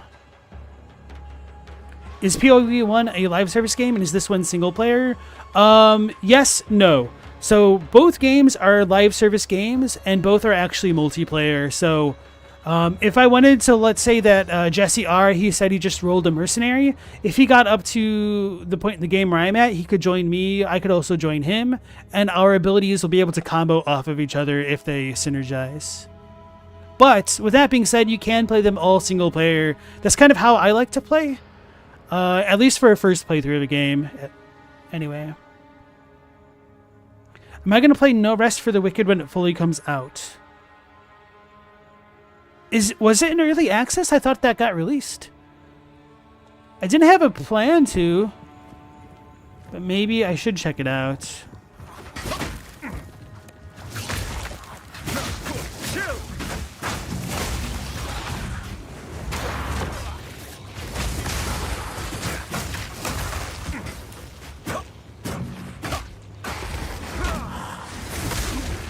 Dang it.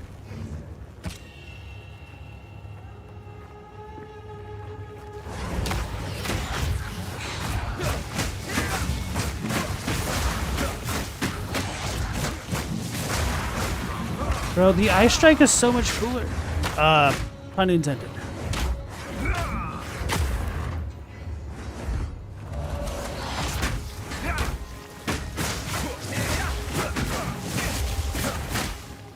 What the hell's puking? Oh, what? What is going on with that?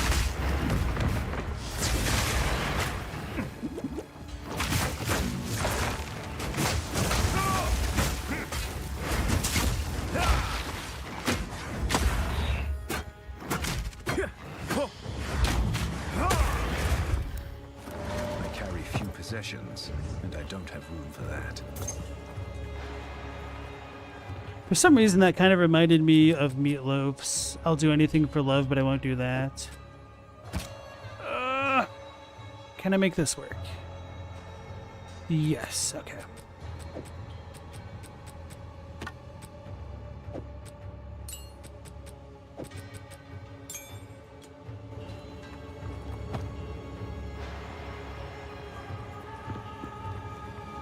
Yeah, I didn't know that No Rest for the Wicked was an early access game.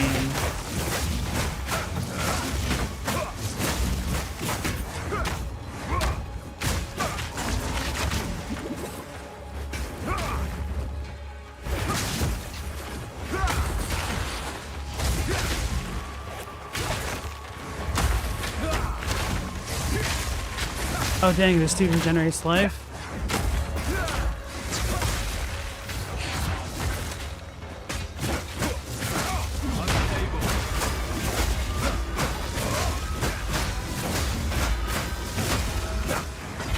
Okay, that works super well. I have no room for that. Time to portal back out.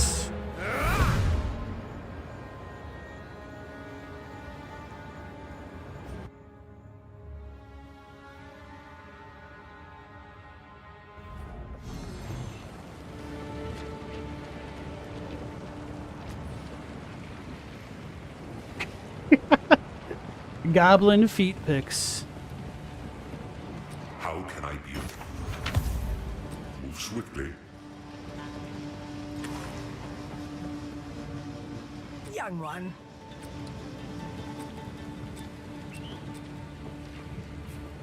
Oh, against. Okay, whatever. Can't equip these. I don't have the strength, so that's what I should level up the next time I level up. Well, we'll be in 2 levels because I want to get the. Nah, I should do the 1 level. Nah, I'll do 2 levels. Alright.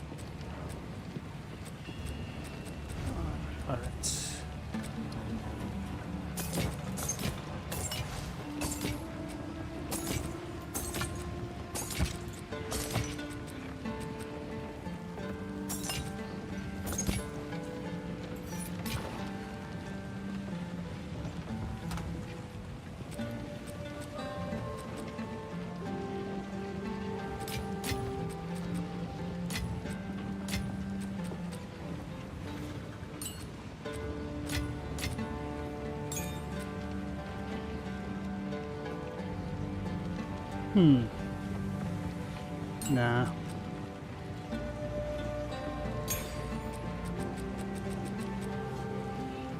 Just look at my list. I guess I'm fine with that. Okay.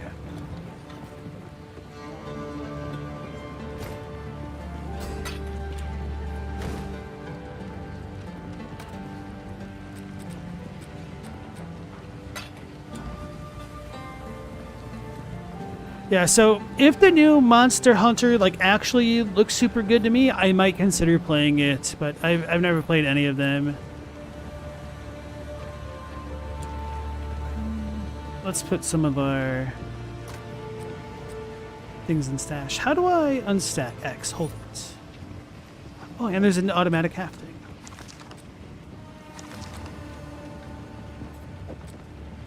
It's quite nice.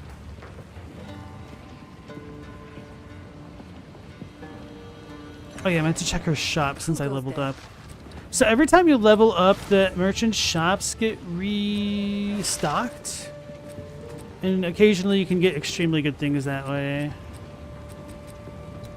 Which I don't really think I'm going to get.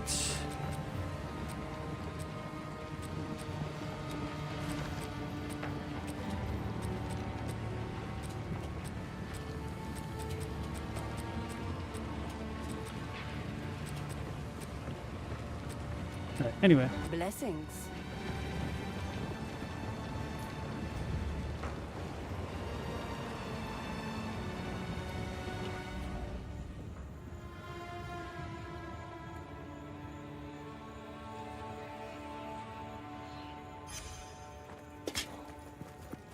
Still need to find that last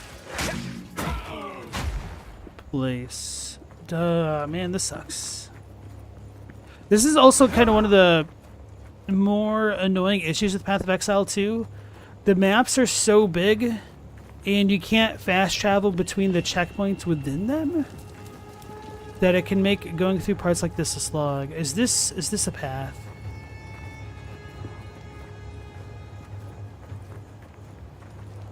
No, okay. Hold on here.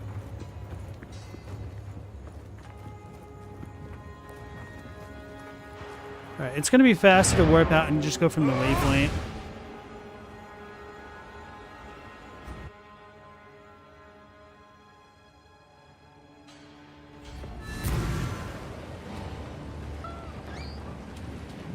The unfortunate thing is I also don't remember what you get from the Tinker Toys.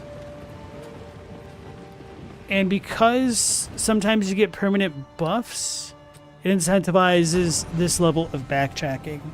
So I appreciate what the devs are trying to go for with having permanent buffs in like side areas and whatnot. But it can also increase the tedium having to backtrack.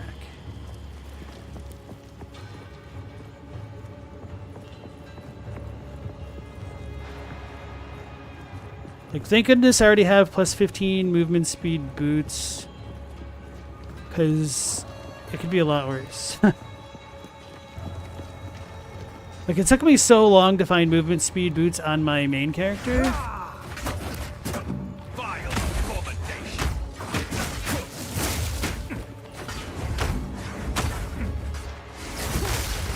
Probably should have wasted that, but it's just kind of cool. Alright, no, never mind.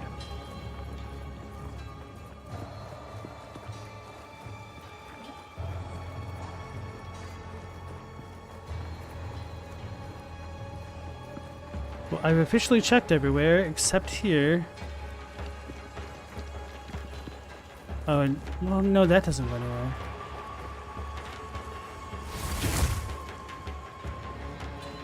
Exactly.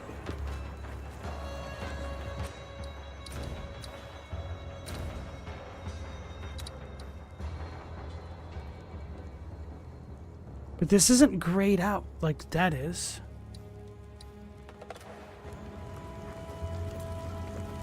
So I wonder if I just walked past it.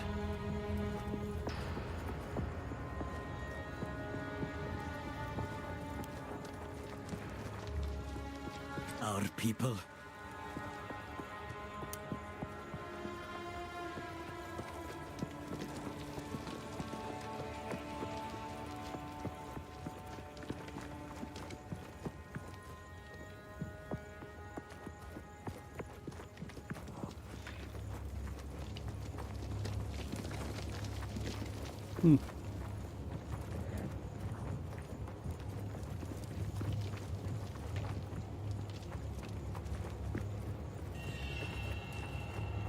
Or maybe it's like in a place like this.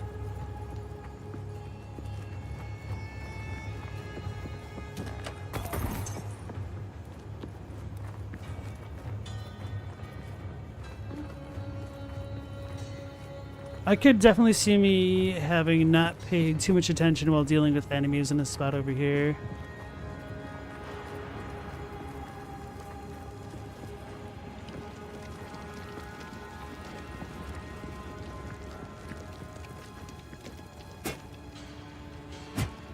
It's a big old wagon.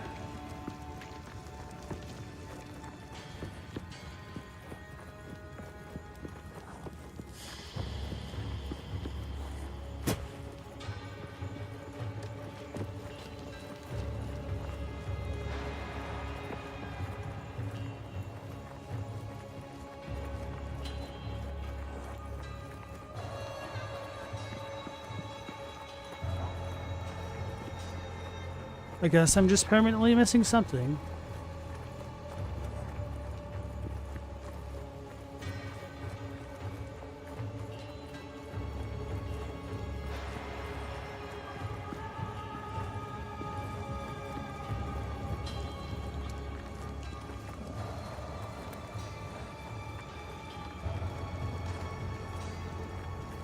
Oh, I should be behind the mine. That'd be funny.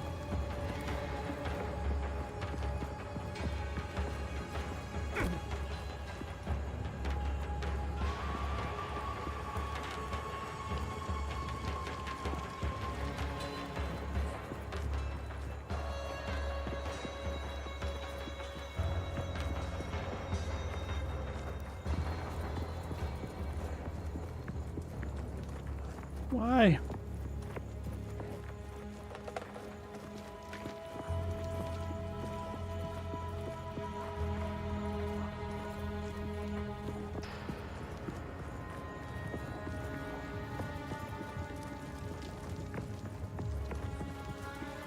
Right.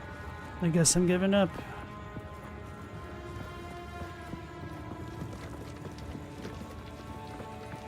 That's terrible.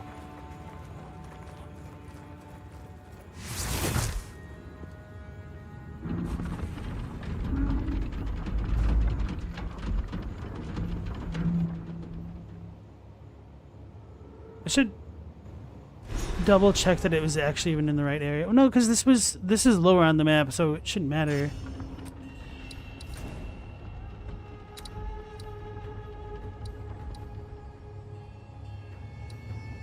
Or is that technically grayed out? It doesn't look like it is. No, it's gonna piss me off too much. All right, well, we'll get the waypoint and then teleport back.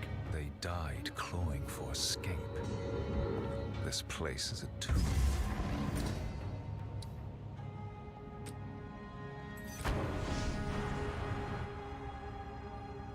Because at least I don't have to walk through that entire map again. I can focus more closely on the first half.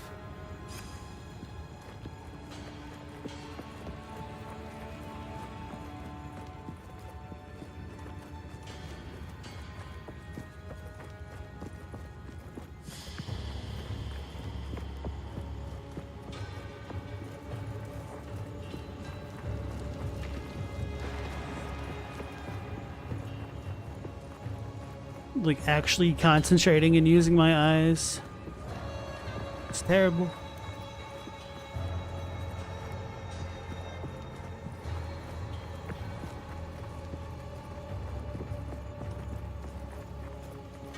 And while I can't crouch in this game, at least I can spin around like a ballerina.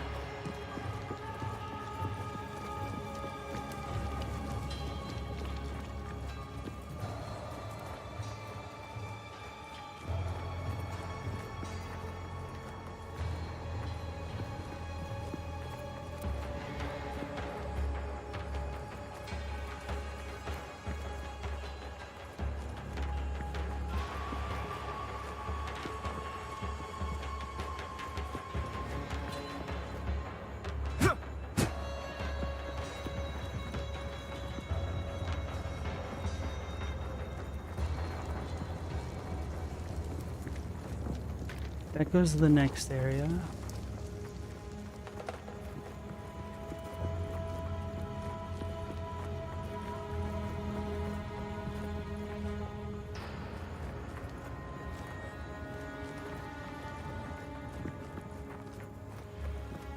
This is the worst.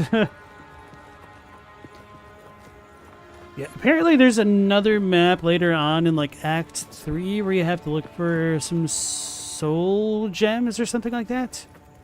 And it's kind of notoriously large and taking people forever to find what they're looking for. But this thing just does not exist on this iteration of the map.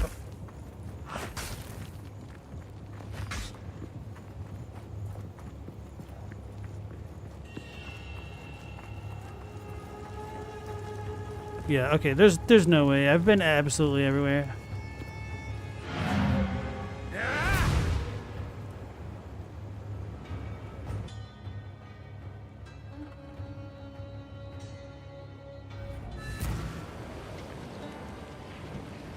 I do bet it was that one chest that literally had 3 gold in it.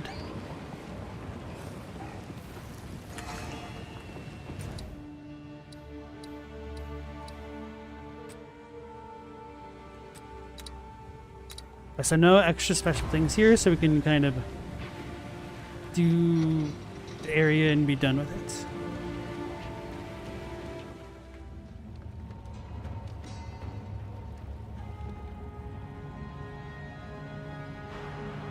Game paused. Okay.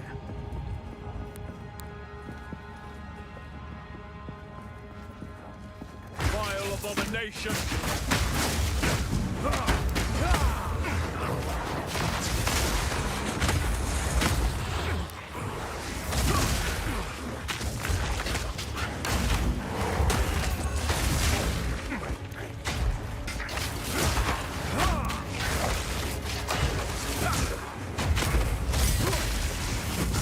Damn, why is it getting stuck?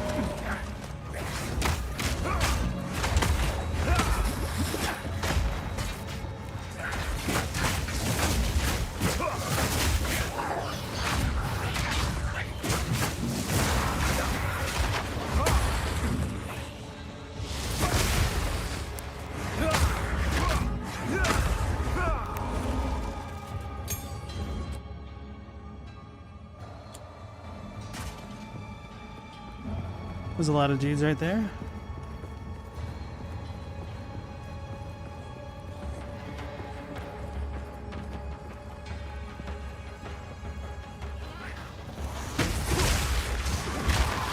Oh my goodness. Oh, one of these jerks. Okay.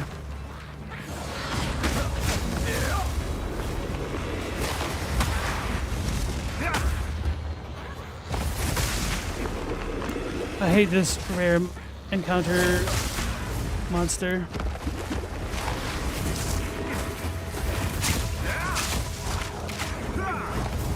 It's doing so much damage.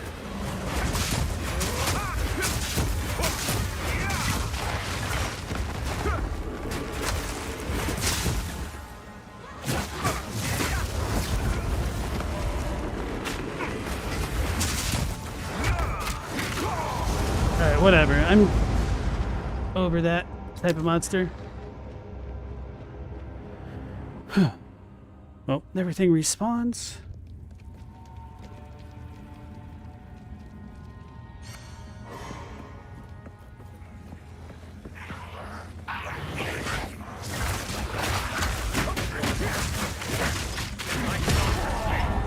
I didn't realize they were doing that much damage. Okay.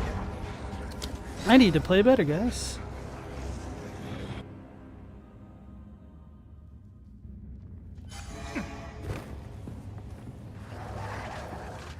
Bitter chill!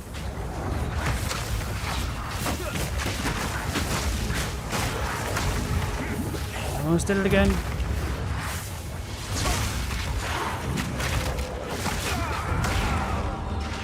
Too slow to blow up my ice crystal. So that's 3 times right in a row. Oh, I lost the blacksmith whetstone. That sucks.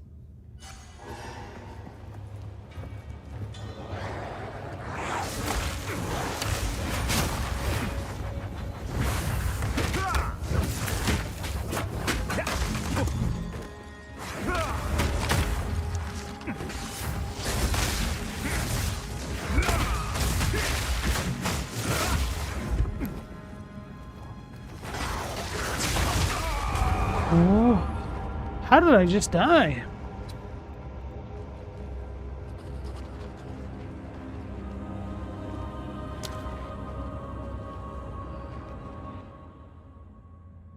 At least the other ones were definitely my fault. I don't know what I did that time.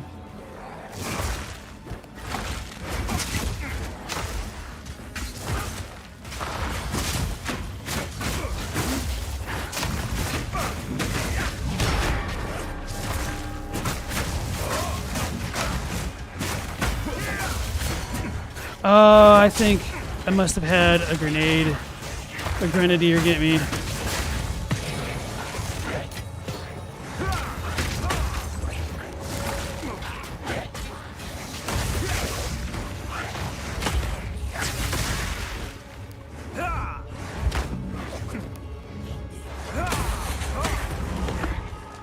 It's pretty close.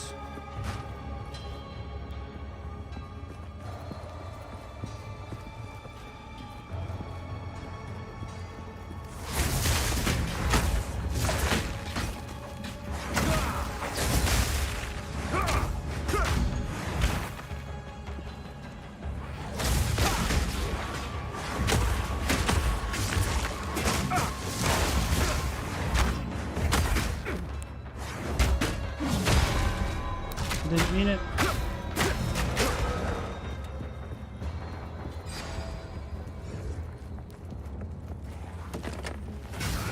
Shock!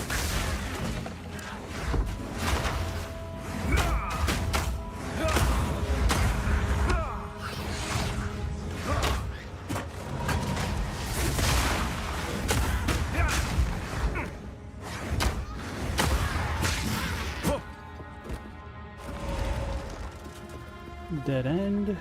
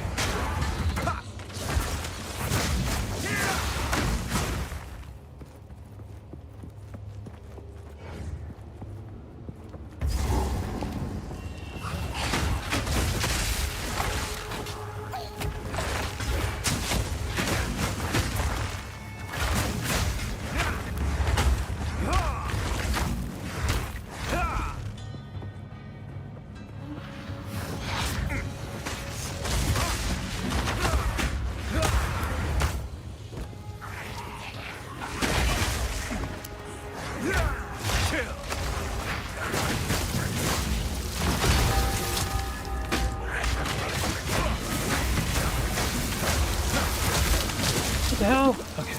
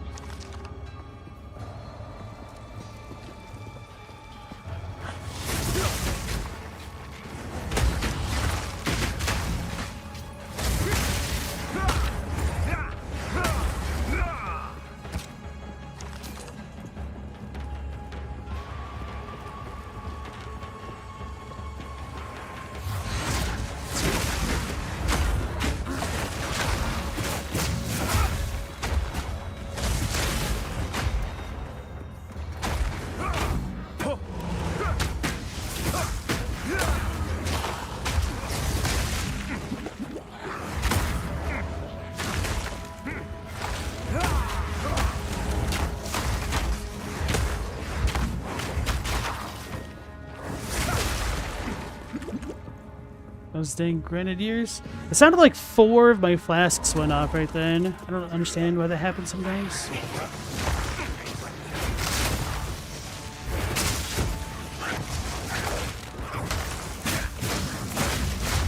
Oh my goodness, my health.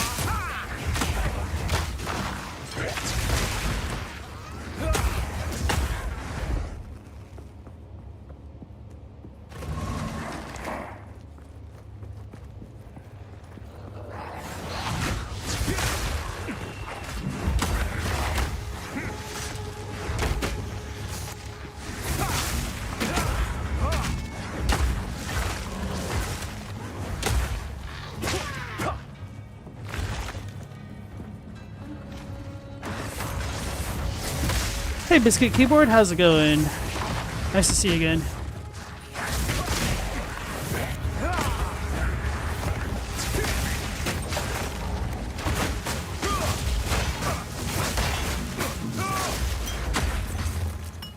I didn't need that.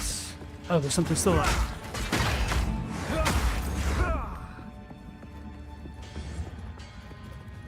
And thanks for the good luck.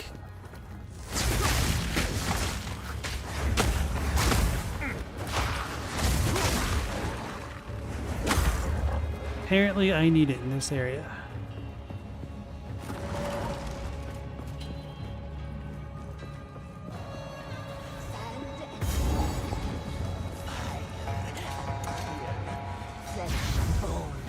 What is the difference? Help me! He's insane!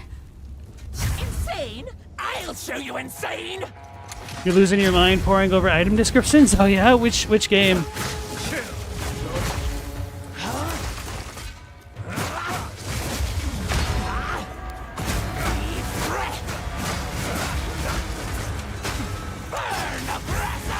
Oh my goodness. Don't stand right in front of him. Is that his poison or is that mine? I don't think I actually have a poison.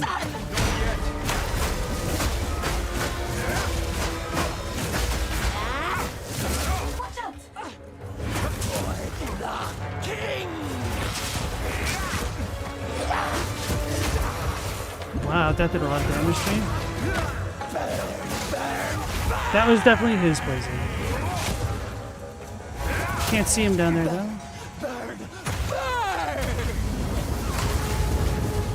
He's got oil. Hold this. Slow down. Flash. Deep breath. Burn, burn, burn. Stand still. Breathe it in. Watch out. Die.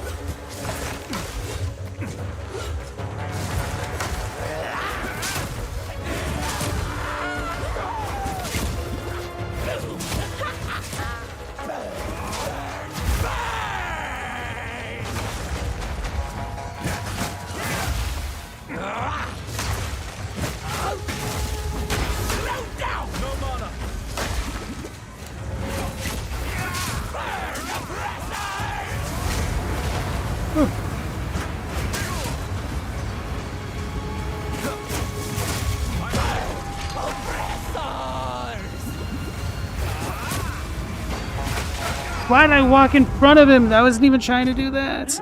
That was definitely me, though. Losing your mind pouring over descriptions of Dark Souls 3? It do be that way. Especially when you're working with the trilogy. I kind of don't know what's worse, dealing with Elden Ring as one gigantic thing on its own, or all three of the Dark Souls games. Maybe all three of the Dark Souls games, because you also have the, atmospherics to consider for all three games. Bit of chill. Stand still. Deep breath. No, maybe I need to do that a bit more. This. Breathe it in.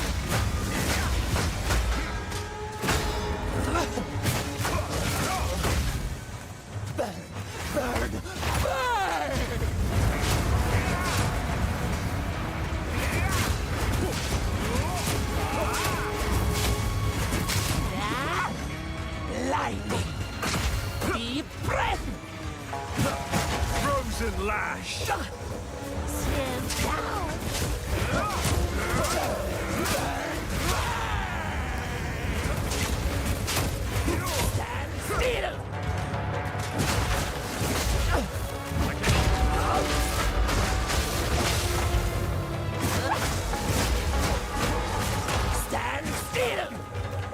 Burn, oppressors! Breathe it in! Explode!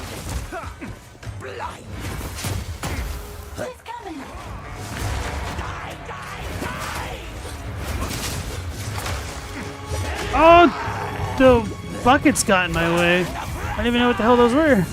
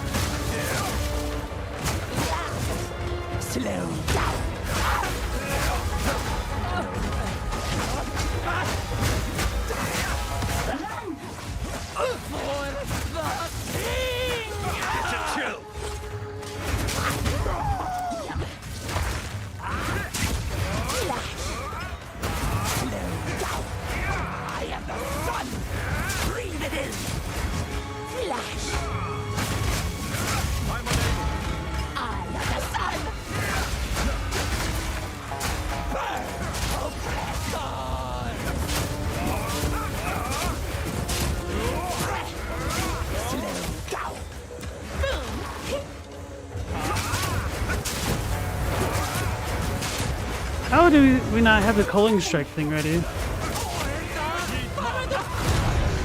There we go. Whew. That wasn't too bad. Ooh, lunar amulets. Ooh, an artificer's orb. It's not that good. Better than nothing though. Risu, Faradin Defector. That sounded like it hurt. The wizard winds praise you. Oh, she has like a "you're taking too long" dialogue. That's funny. 1,000 praises, my friend. I thought I would die here.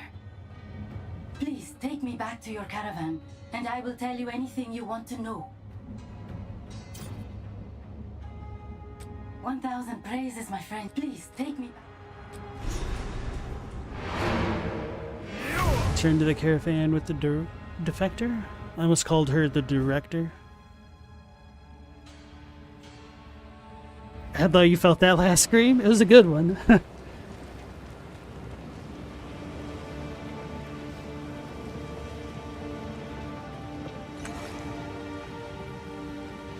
yeah, I was like, where is she? She's up here. Or not. Oh, she's all the way up here at the beginning. Okay. I know what Jaman-Ra intends. Atop the burial spires of Deshar lie the Maraket's most honored dead. The king has become driven by madness to seek any trace of ancient flesh from those of renown or power in life. He intends to feed their bodies to the horrific creature he keeps in a cage behind his throne. They call it the Beast. I have seen it, and the sight haunts my nightmares. The Halani gates are closed. Then Jaman-Ra must have succeeded in capturing them. He planned to close the gates to prevent the Maraket from interrupting his harvest. A siege from the front would be impossible now. But there is another way. An ancient passage lost to time. It was used by the traitor Balbala. I can show you where it is, if you will use it to stop Jaman-Ra before it is too late. Okay, so I do think she might have a bit of different dialogue if we didn't go to the gate first, because it kind of abruptly transitioned there. So there's a lot to talk about with her, so we'll probably have a decent chunk of time just spent listening to this dialogue. This corruption that plagues the land, I cannot bring myself to fully believe it's the reason for my people's sickening turn. I know that when the beast first came to us, when Jaman-Ra was raised from death, he quickly became covetous and prone to fits of rage. Soon that fervor gleamed in the eyes of those around him. You say it's his corruption, but I have not seen anything in my brothers and sisters that was not already there.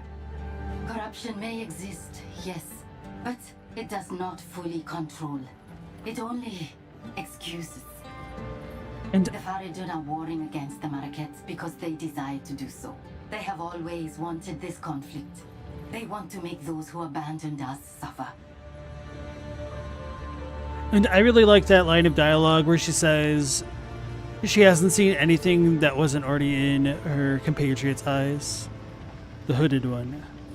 What is that being?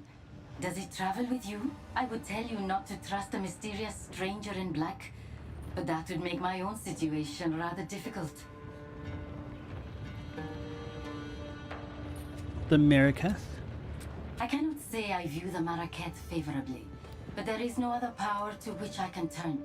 Jaman Ra is going mad, and I know that the Mariketh will unite their scattered Akaras to confront him if the need is great enough. I believe that it is. The Faradun. The Mariketh have no idea how great we number. We are larger than any one Akara by far, and my brothers and sisters hold a great bitterness, even before corruption came among us.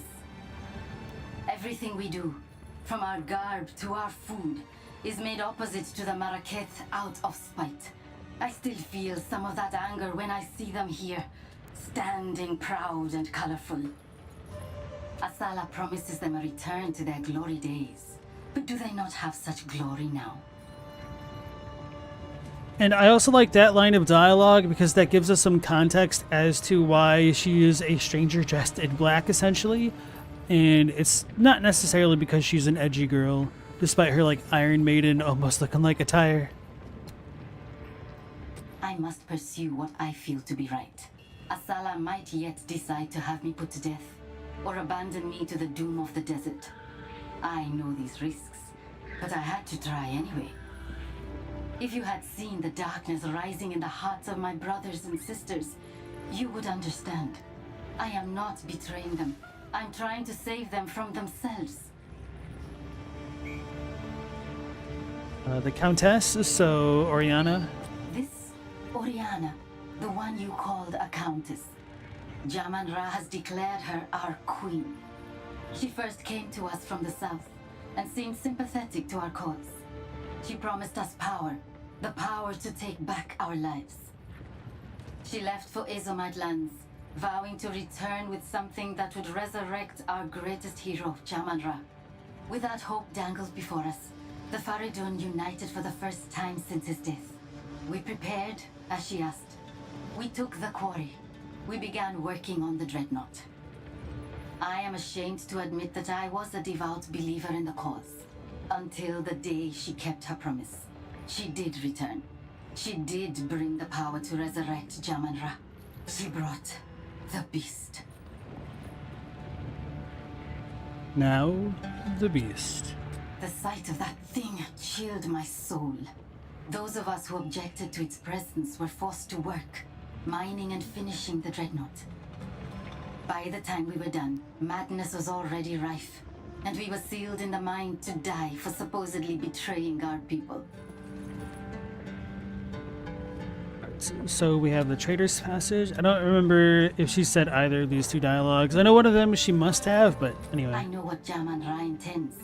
Atop the burial spires of Deshar lie the Maraketh's most honored dead.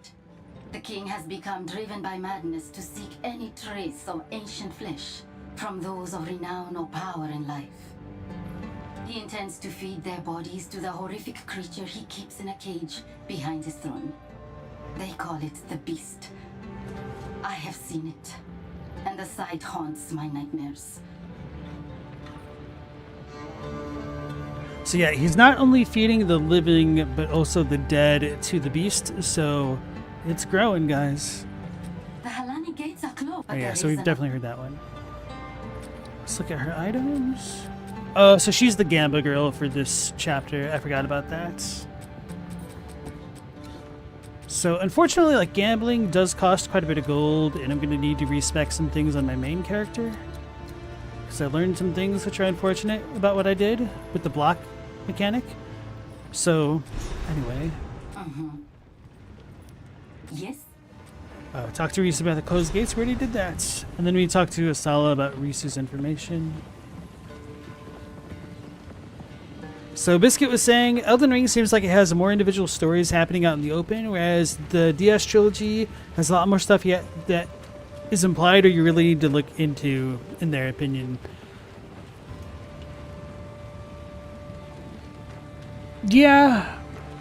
I also felt like despite there being a lot of dead ends in the Dark Souls game, that they were pretty, I don't want to say like self-contained. I don't know. There's something really weird and nebulous about Elden Ring, which does make it feel a lot more different than the Dark Souls games.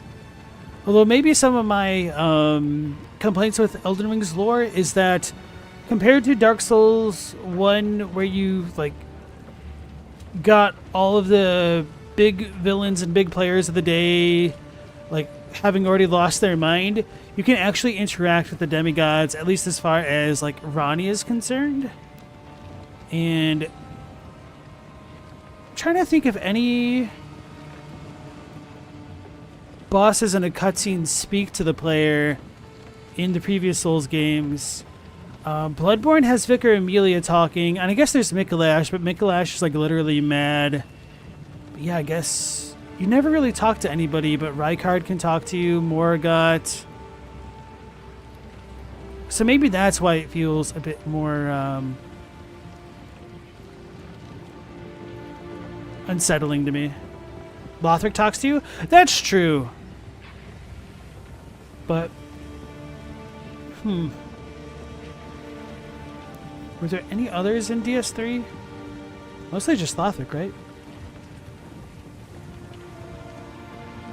And then Adlai was saying that in DS3, the stories were harder to get than Elden Ring. If you choose one thing, you cancel another character storyline. That's true.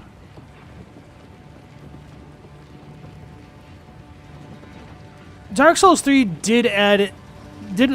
they opened a lot of doors that they didn't close. Things like the Profane Capital and Yorm and Aldrich. Not Aldrich, well, kind of. But Sullivan definitely did a lot of shuffling with that. A lot talks to you? That's a good one, yeah. It's because they had the budget to lip sync finally. Andre had lip syncing of a sort. Alright, so anyway, let's talk to Shambrin. If you are traveling through Traitor's Passage, there is something I wish to ask of you. The traitor, Balbala. According to the tales, she is still sealed there, somewhere along the tunnel, as an undying djinn. She served her sentence long ago, but knowledge of the location was lost. It is long past time to release her. I will tell you her story if you wish, but I doubt it will mean much to a Jinga. And then, hey Global Sequence, welcome back to the stream. I'll just do the Balbala, the traitor, the trailer, and then talk to Tiki Asala. Long ago, when Keth was the shining jewel of the Vastiri, and our trade routes were the envy of the known world, a weak-willed Sekema named Balbala betrayed her Akara for a promise of Welakath, a mythical elixir said to bestow great power. She led a band of foreign warriors through secret paths to the top of the Halani Gates. Taken by surprise, the Akara was slain to the last woman. What was her reward? Not Welakath. The bandits put a spear through her gut in that very passage. A cautionary tale, yes. For her betrayal, the wise woman of that era enacted an ancient ritual, trapping Balbara's soul as a djinn for a sentence intended to be 1,000 years. Jingak, it has been far more than 1,000 years. By Zarka's reckoning, at least 2 or 3. The stain of Balbala's betrayal has been lifted from her legacy, yet the knowledge of her prison was lost long ago. So that'll be like an optional boss we can go fight. It's a pretty good one. I think that boss might be problematic for the monk. I don't know. So, the outcasts have raised their new king from the grave, and he seeks to violate Deshar, to feed our honored dead to the beast. Such a transgression. Those vile dogs. Our city of the dead lies beyond the Halani gates. We should move to crush the Ferryden immediately. Let us see if this defector's information is truthful. Infiltrate this supposed passage. Find your way to the top of the gates without being detected, and then call for aid. I shall answer. Alright, so... I don't care anymore. Swiftly. I did realize that now I'm like, what, level 20? Yes, on the button. So I'm actually going to cheat and use one of the items that I looted on my main character. So this is what I got on that character. It's going to be a lot better than the thing that I just had on. So for example, cold damage, lightning damage, attack speed, stun duration, and +3 level of all melee skills. So this is a lot better. Also has significantly better physical base damage. So yeah, just found that randomly. Anyway, we're probably going to need to identify everything else, huh? Greetings. I should probably, if I'm going to like break it and take advantage of using my other character, I should probably do more, but... Young one. Oh well.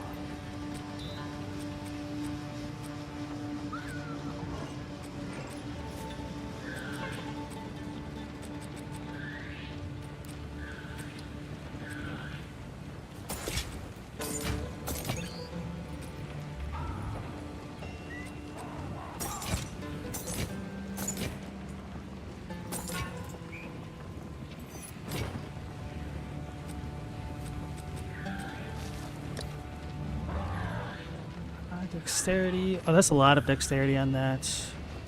It's actually a pretty decent amulet for what it is. Do I have any exalts? Oh no, Regal's what I need.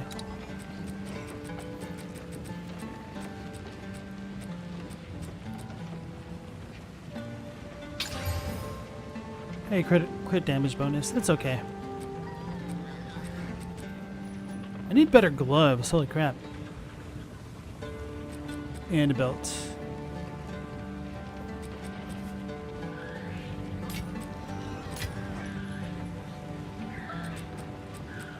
So I'm gonna start using artifice orbs. I think I have one at least.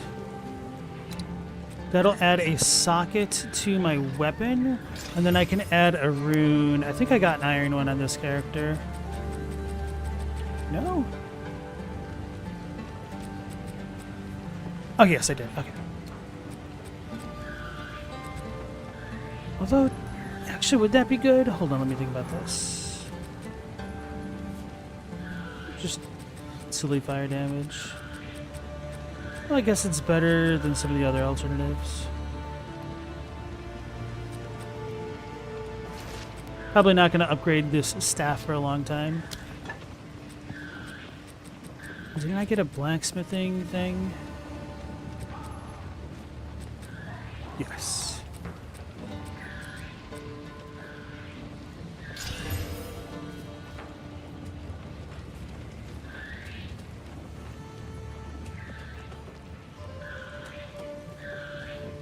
This fact that Sully doesn't get a cinematic is kind of sad. Yeah. Elden Ring has more cinematic moments with these characters, really gives you an essence of the character. That's true. I mean, the characterization for Elden Ring is a lot stronger.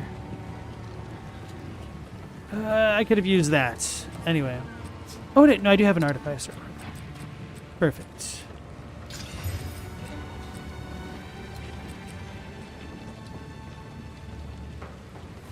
Why is it red now? Oh, because I'm highlighting it? Okay. I was like, what? I can't equip it anymore? I freaked out for a second. Can sell that.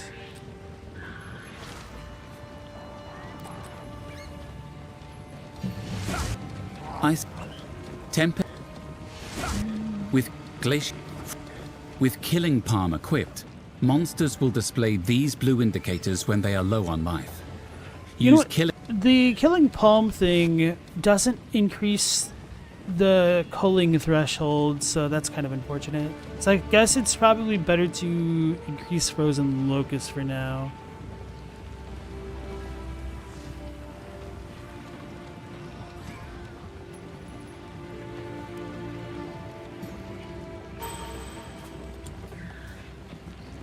What?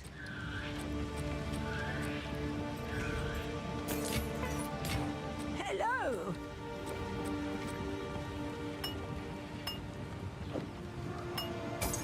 There we go. Stay in sight.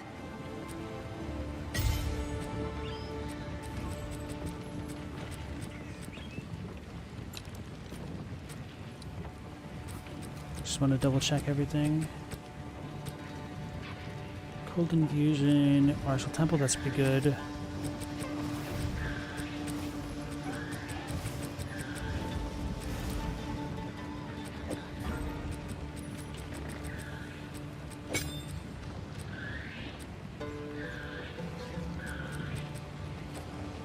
What is this?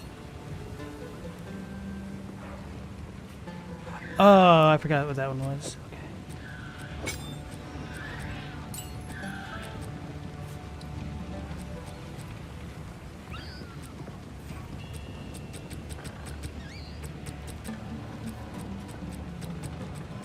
Yeah, I want to keep this probably because my other stuff is on. Alright, never mind.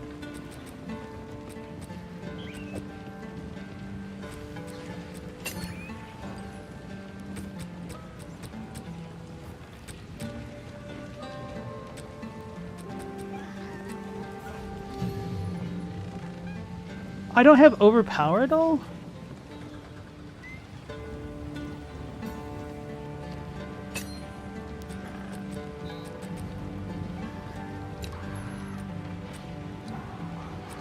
A silly guy. Oh, can't go on the Tempest spell? Oh, wait, you can? That's so weird. No intro is ever bested or will best Ludwig's intro. That one is a god tier cinematic, especially with the music going in time with all that.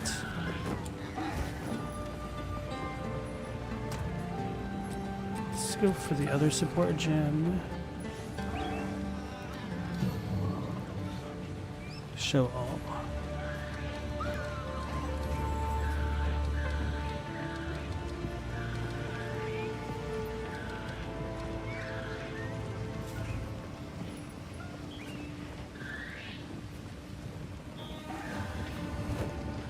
It's probably really good for the bell.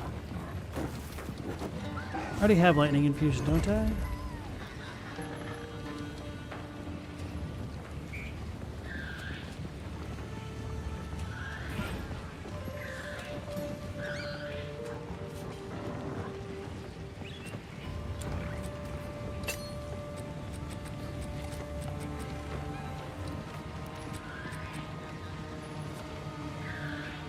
Oh, whatever. We're fine with this. I'm done. You forgot about Ludlith, that no good piece of driftwood? I mean, at least you didn't have to fight him. So, unironically, Ludlith might be one of the scarier Lords of Cinder if he's actually like the Soul Eater. Oh yeah, I need to go to the map. It's like, why can't I go anywhere? No. So in my headcanon, Ludlith is kind of like the Dark Souls 3 version of Yoda. He must have just been like flying around the world screeching like a madman. Let us see if the defector's information is truthful. Infiltrate this passage, find your way to the top of the Halani gates without being detected, and then call for aid. I shall answer. I think, yeah, without horns asked, Ludlith 8 souls. I do believe that is the implication, considering when you kill him and pick up the ring that he drops. You think it's odd how he's a researcher of soul transposition? And that could like also tie into it. Because how else could a little pygmy go on to become a Lord of Cinder?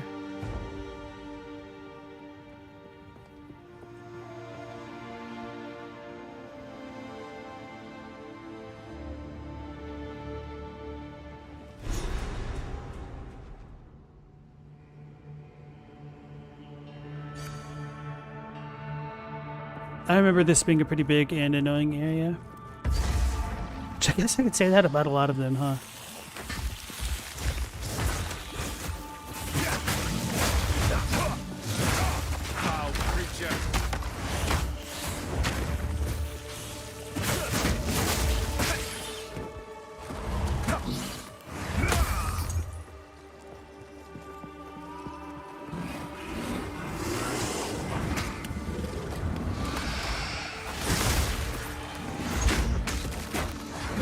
Did too much damage.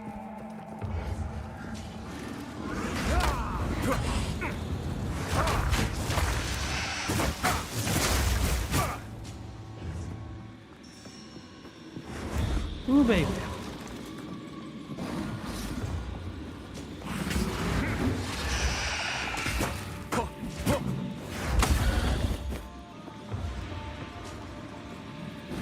He's the pre-finger crone. Alright, now we should be uninterrupted.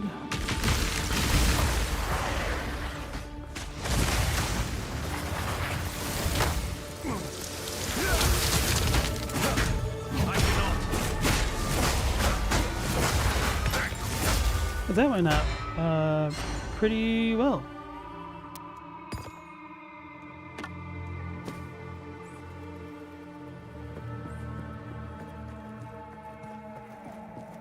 It's a lot better than expected.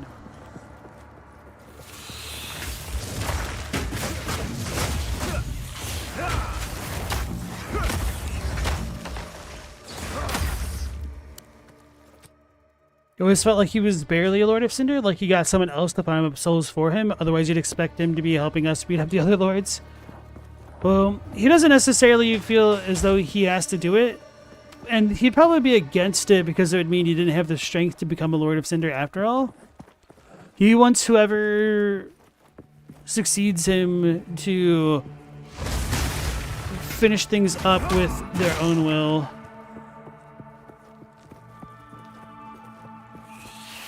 And there's also the possibility that Ludleth could have stolen the opportunity to link away from Champion Gundyr. Oh man, I don't remember if that's actually a bit more hidden in the Japanese text now that I think about it. It might have been one of those things. There's a lot of stuff that I might take for granted. I know like Volnir is actually got really cool lore that gets kind of wrecked by the English localization.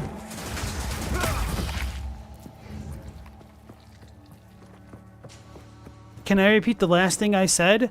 So I'm assuming because of the stream delay, you're wanting me to talk about Ludleth potentially stealing the linking away from Champion Gundyr. And that might have been one of those things that got lost in translation. The implication of that, because it's, you know, nothing's ever direct in a damn Miyazaki game. Except for, oops, Melina being, well, I guess even that's not super direct. Anyway, I think it's the prisoner's chain that you get from Gundyr's soul transposition, which hints at it, but I don't remember the particulars off the top of my head right now. That Horn said, to be fair, you know the least about DS3 out of all of them. Ludleth and Udex are related. Not Udex, but Champion Gundyr. So, considering how you get the eyes of a Firekeeper from the Dark World, and Ludleth knows about that incident specifically, he may have bound Champion Gundyr and linked instead of him.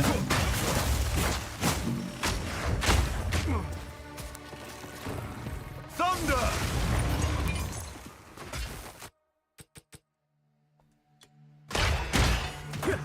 Oh, there's a thing here. Maybe I should have leveled up Killing Strike. He got scared and preemptively sacrificed himself? I don't think so. I think he potentially did it out of greed. Hold up. I'll actually pull up my sheet. So I do have some stuff from Dark Souls translated on my Bloodborne retranslation pages. I don't think I have that linked on my video description right now, but it's in the resources for, what do you call it? What is this? Convert to table? No.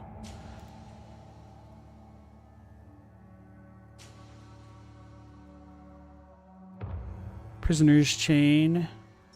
Okay, so the official... I'll also paste this into chat so you guys don't have to rely on me saying it once and you guys losing the context. This is the official localization for the last line in the Prisoner's Chain, which you get from transposing Champion Gundir's soul. And then this is my retranslation of that line. And there might be other stuff to go along with this. So the official one says, a prisoner is one who staked everything on a belief, a proclivity most apparent in the greatest of champions, which is a nothing burger.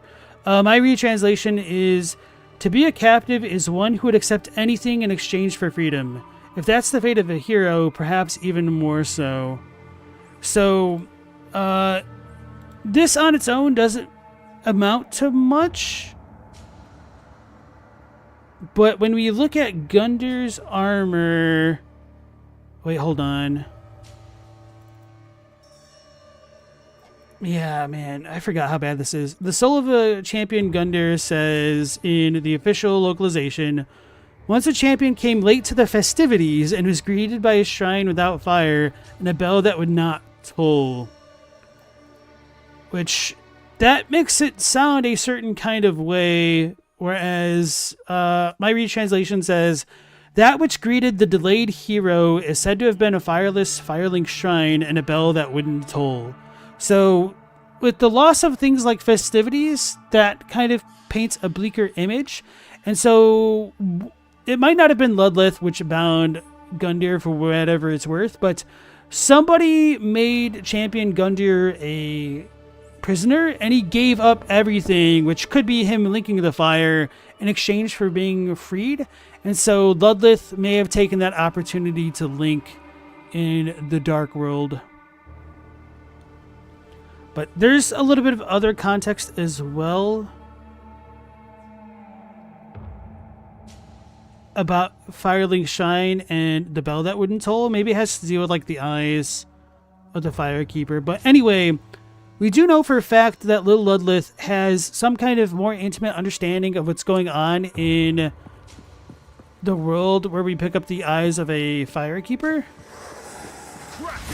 And we don't exactly know what that story is.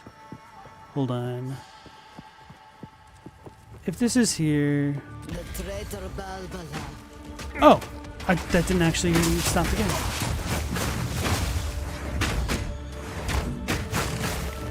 It's a lot easier to defeat the golems with these ice rounds, or ice attacks. Adlai said, who delayed him is the question. Exactly. We don't know that. We just told that he was delayed. And the implication is he gave up his status as a champion to be freed, which is very strange. Oh, yeah. I got distracted twice. And then I think I said hello to Hilko, but I think I distracted myself. So anyway, just to say it more deliberately. Hey, Hilko, nice to see you again. Welcome back into the stream. The traitor Balbala has been sentenced to 1,000 years of suffering as a djinn, bound in this place of her dishonor. Let no woman or man of Maraketh blood enter her prison before her time is served. Okay, so that's our little info about Balbala. So she should be like right around here if we have this checkpoint here. She might kick my butt, so we'll see how this goes. So anything else I wanted to say about Ludleth?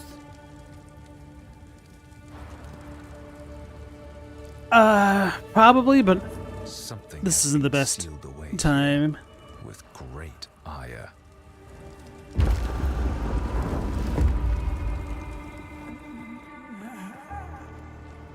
So this is the legendary traitor. Yeah, I like stuff like this. Unfortunately, I can't zoom in to show her off a bit more, but pretty cool.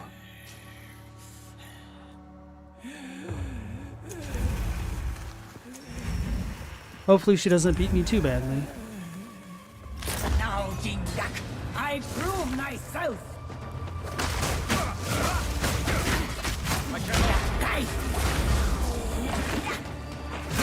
Freezing strike!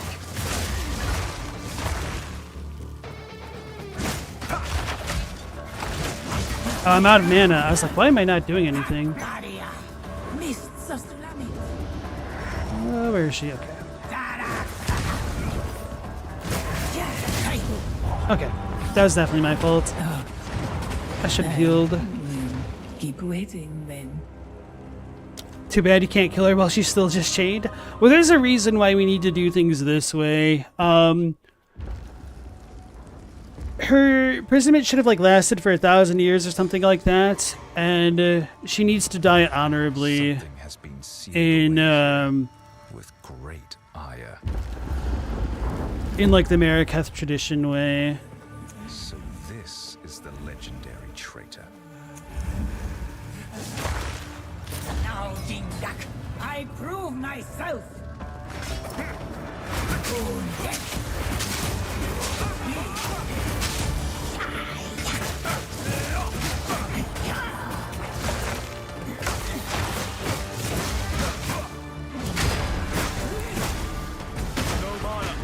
No mana.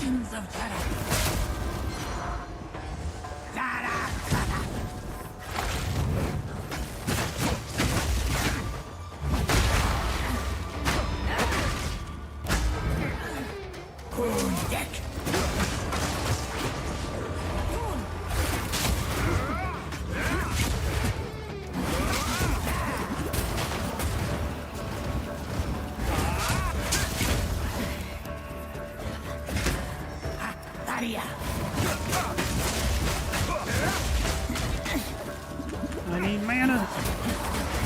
Oh. Oh man, I tried to heal. It was too slow, I guess. I will keep waiting then. Maybe Leadless related to the furtive pygmy or the pygmy lords. It seems as though he is meant to be a pygmy, yes. I think that's a tiny bit more. Oh, yeah. So he doesn't quite say it in English. But in the Japanese dialogue, he does call himself a Kojin, like a little guy, which is what they use for pygmies. Now, Jindak, I prove myself. Face me.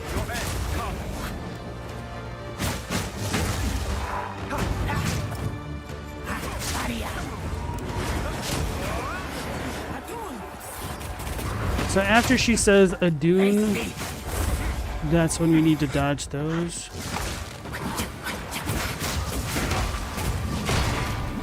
Oh, that was a bad plan. Okay. Alright. I'll play that a bit more safely. You got that, bod?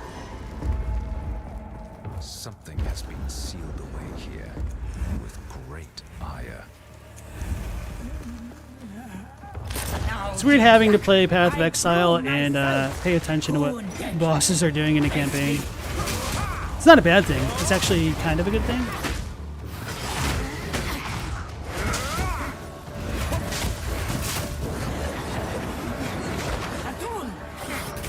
Alright. Try to gain some of our energy shield back.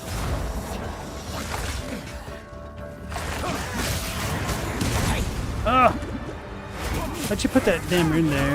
That's unfortunate for me.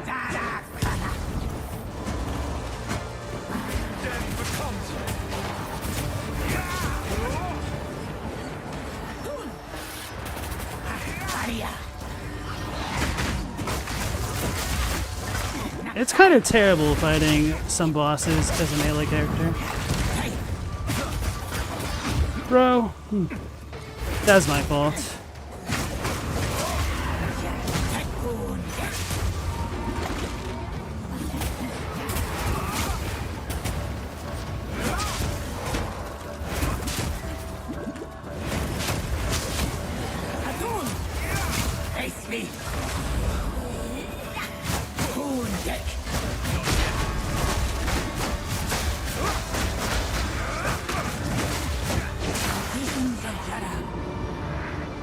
Where'd she go? There she go. Can you face her?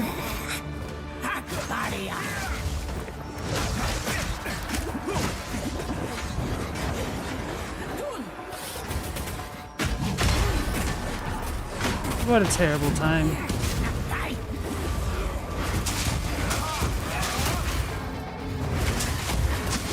What the hell just hit me?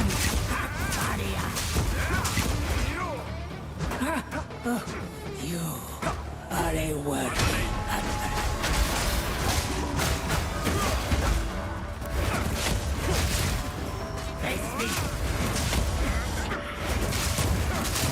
I like how that can go through the damn terrain. It's so wonky. Where'd she go? Where'd she go? Okay. Oh my goodness. Oh my gracious.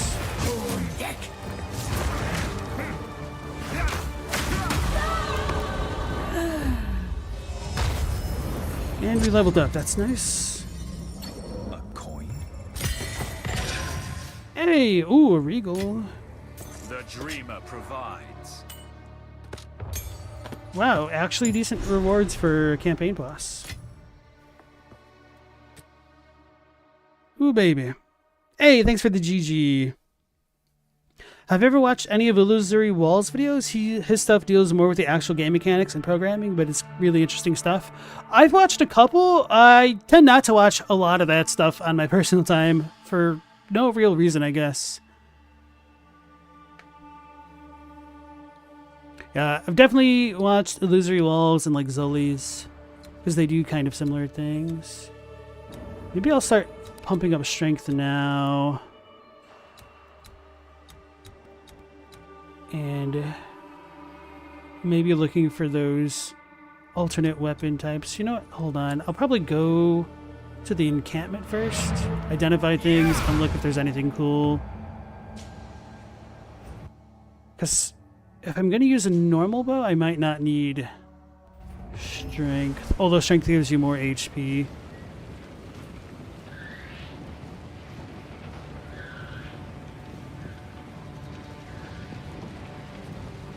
Greetings. Move swiftly. So, you released Balbara from her prison, and she fought well. Good. She may now earn her redemption, if the ancient places still hold power. Her barrier contains her soul. She will tell you what to do next. So that's kind of why we needed to fight her while she was free, as opposed to while she was imprisoned. And we'll learn a little bit more about that as we proceed as well. Loads an additional bolt. Those ones are always nice. Too bad it doesn't have increased... Wow, level of all melee skills? Something like this. It's almost tempting to buy this just to gamba on the upgrades. I don't think it would be as good as this, but you never know.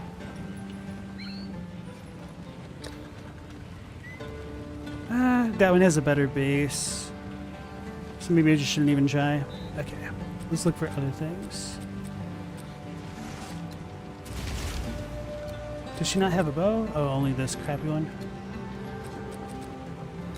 Oh, what's it cost? Just a bunch of decks. Okay. Oh, and they have quivers. I forgot that bows even have quivers, because I've been using crossbows.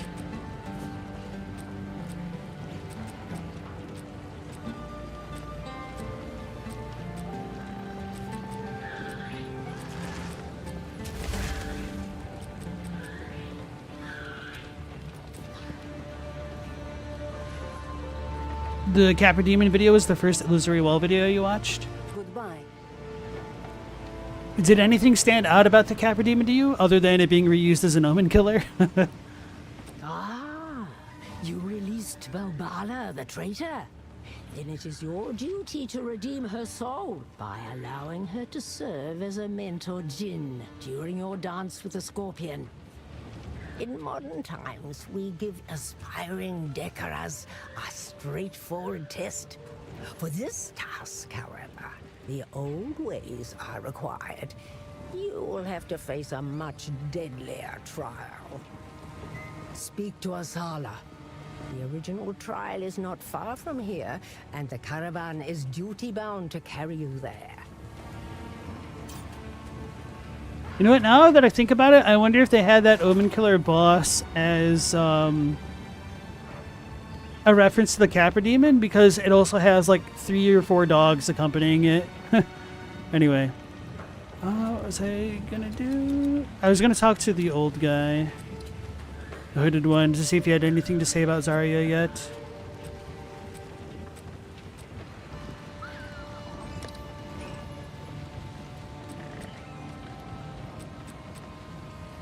Oh, I actually got some good gloves. I mean, relatively speaking, compared to what I have. These are pretty decent. So I need 18 strength to wield this, or wear this, rather.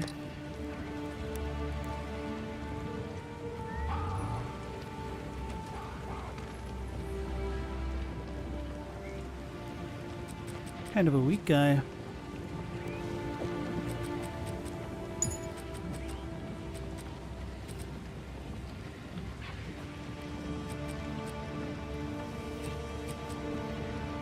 I think I can just start disenchanting things here.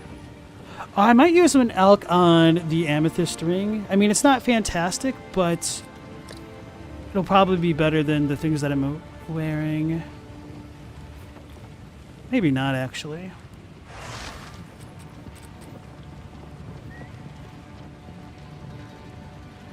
Oh, this is actually pretty sweet. Okay.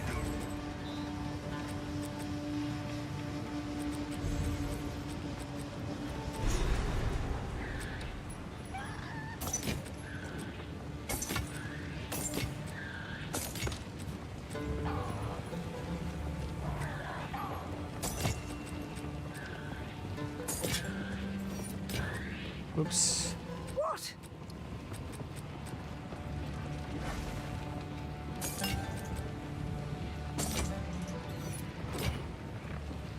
Alright. Hooded one, what do you got to say? Greetings. He doesn't talk about her yet.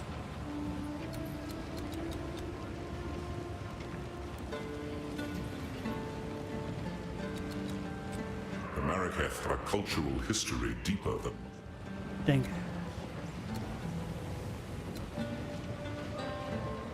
So he says it way later in the chapter, that's what I thought. Alright, without horns, you take care, and thanks for sticking around. We invade the Capra Demon's house, he has the right. So the Illusory Wall video covers the Capra Demon's behavior and how he isn't necessarily as hard as he's made to seem programmatically speaking. Programmatically? I don't know why that's kind of hard to say. Yeah, I always felt like the camera was the bigger boss than the Capra Demon and the dogs.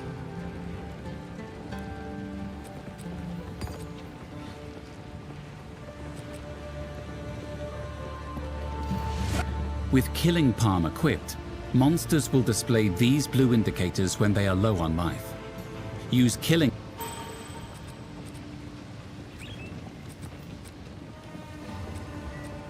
So, where is it? I need to reorganize this, or actually organize it.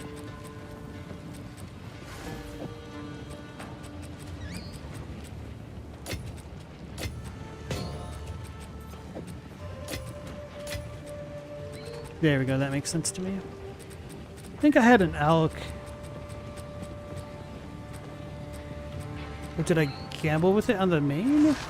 Did I screw myself over? I think I did.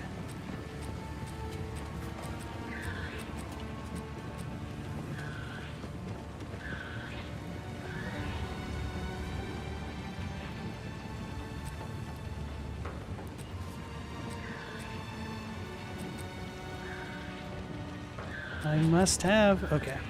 So unfortunate.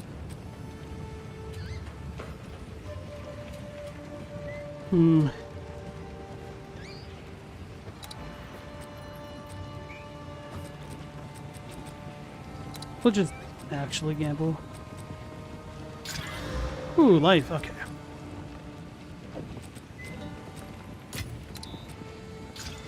Fire resist. That's okay.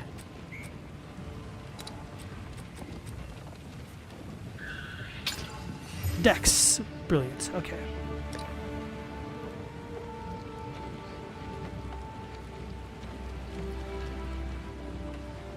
I'll get rid of the one.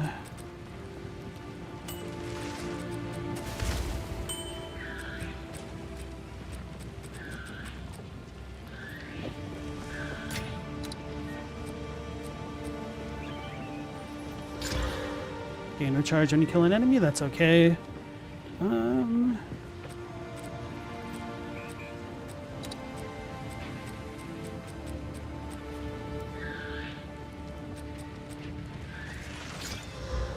#21 guard? I don't even know what that is. Guard is buff that absorbs damage from hits, taking the damage for your life, or energy shield until depleted. Oh, that's kind of neat.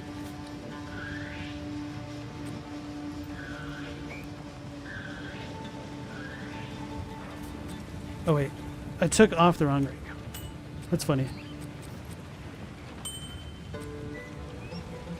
There we go.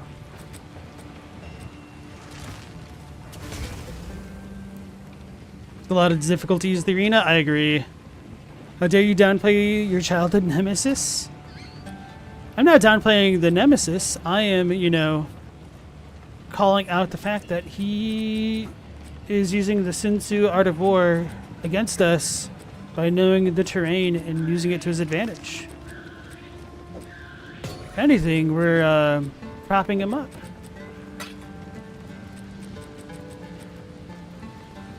I didn't even realize I got one of those. Okay. Dang it.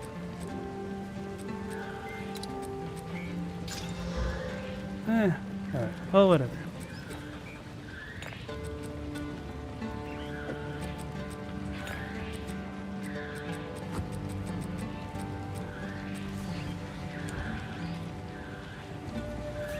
Speak up. Oh, her name is Zarka. I forgot what it was.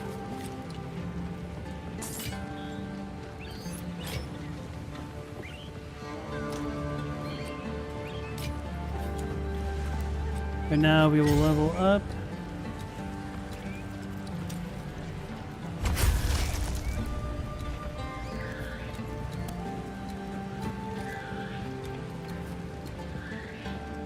Shock for 6 ignite.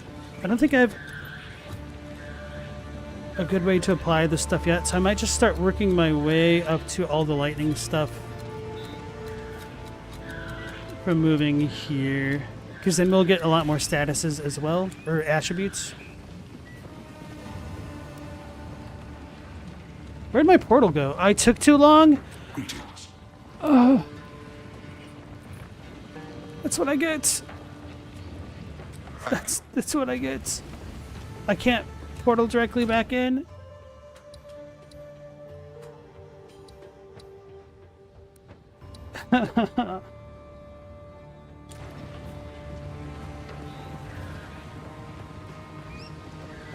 I'm screwed. That sucks. That's what I get for getting lost in my own little upgraded world. Okay, folks. Well, I'm not actually going to go through that entire area because it's really big. I was going to continue it since we already did like a third of it. But since I'm going to be back to square one, I may as well just call it here because that kind of sucks. So anyway, thank you all so much for joining me as always. Hopefully we'll catch you on the next one at 10 p.m. Eastern Standard Time. So, until then, take care, stay safe. Last Protagonist out.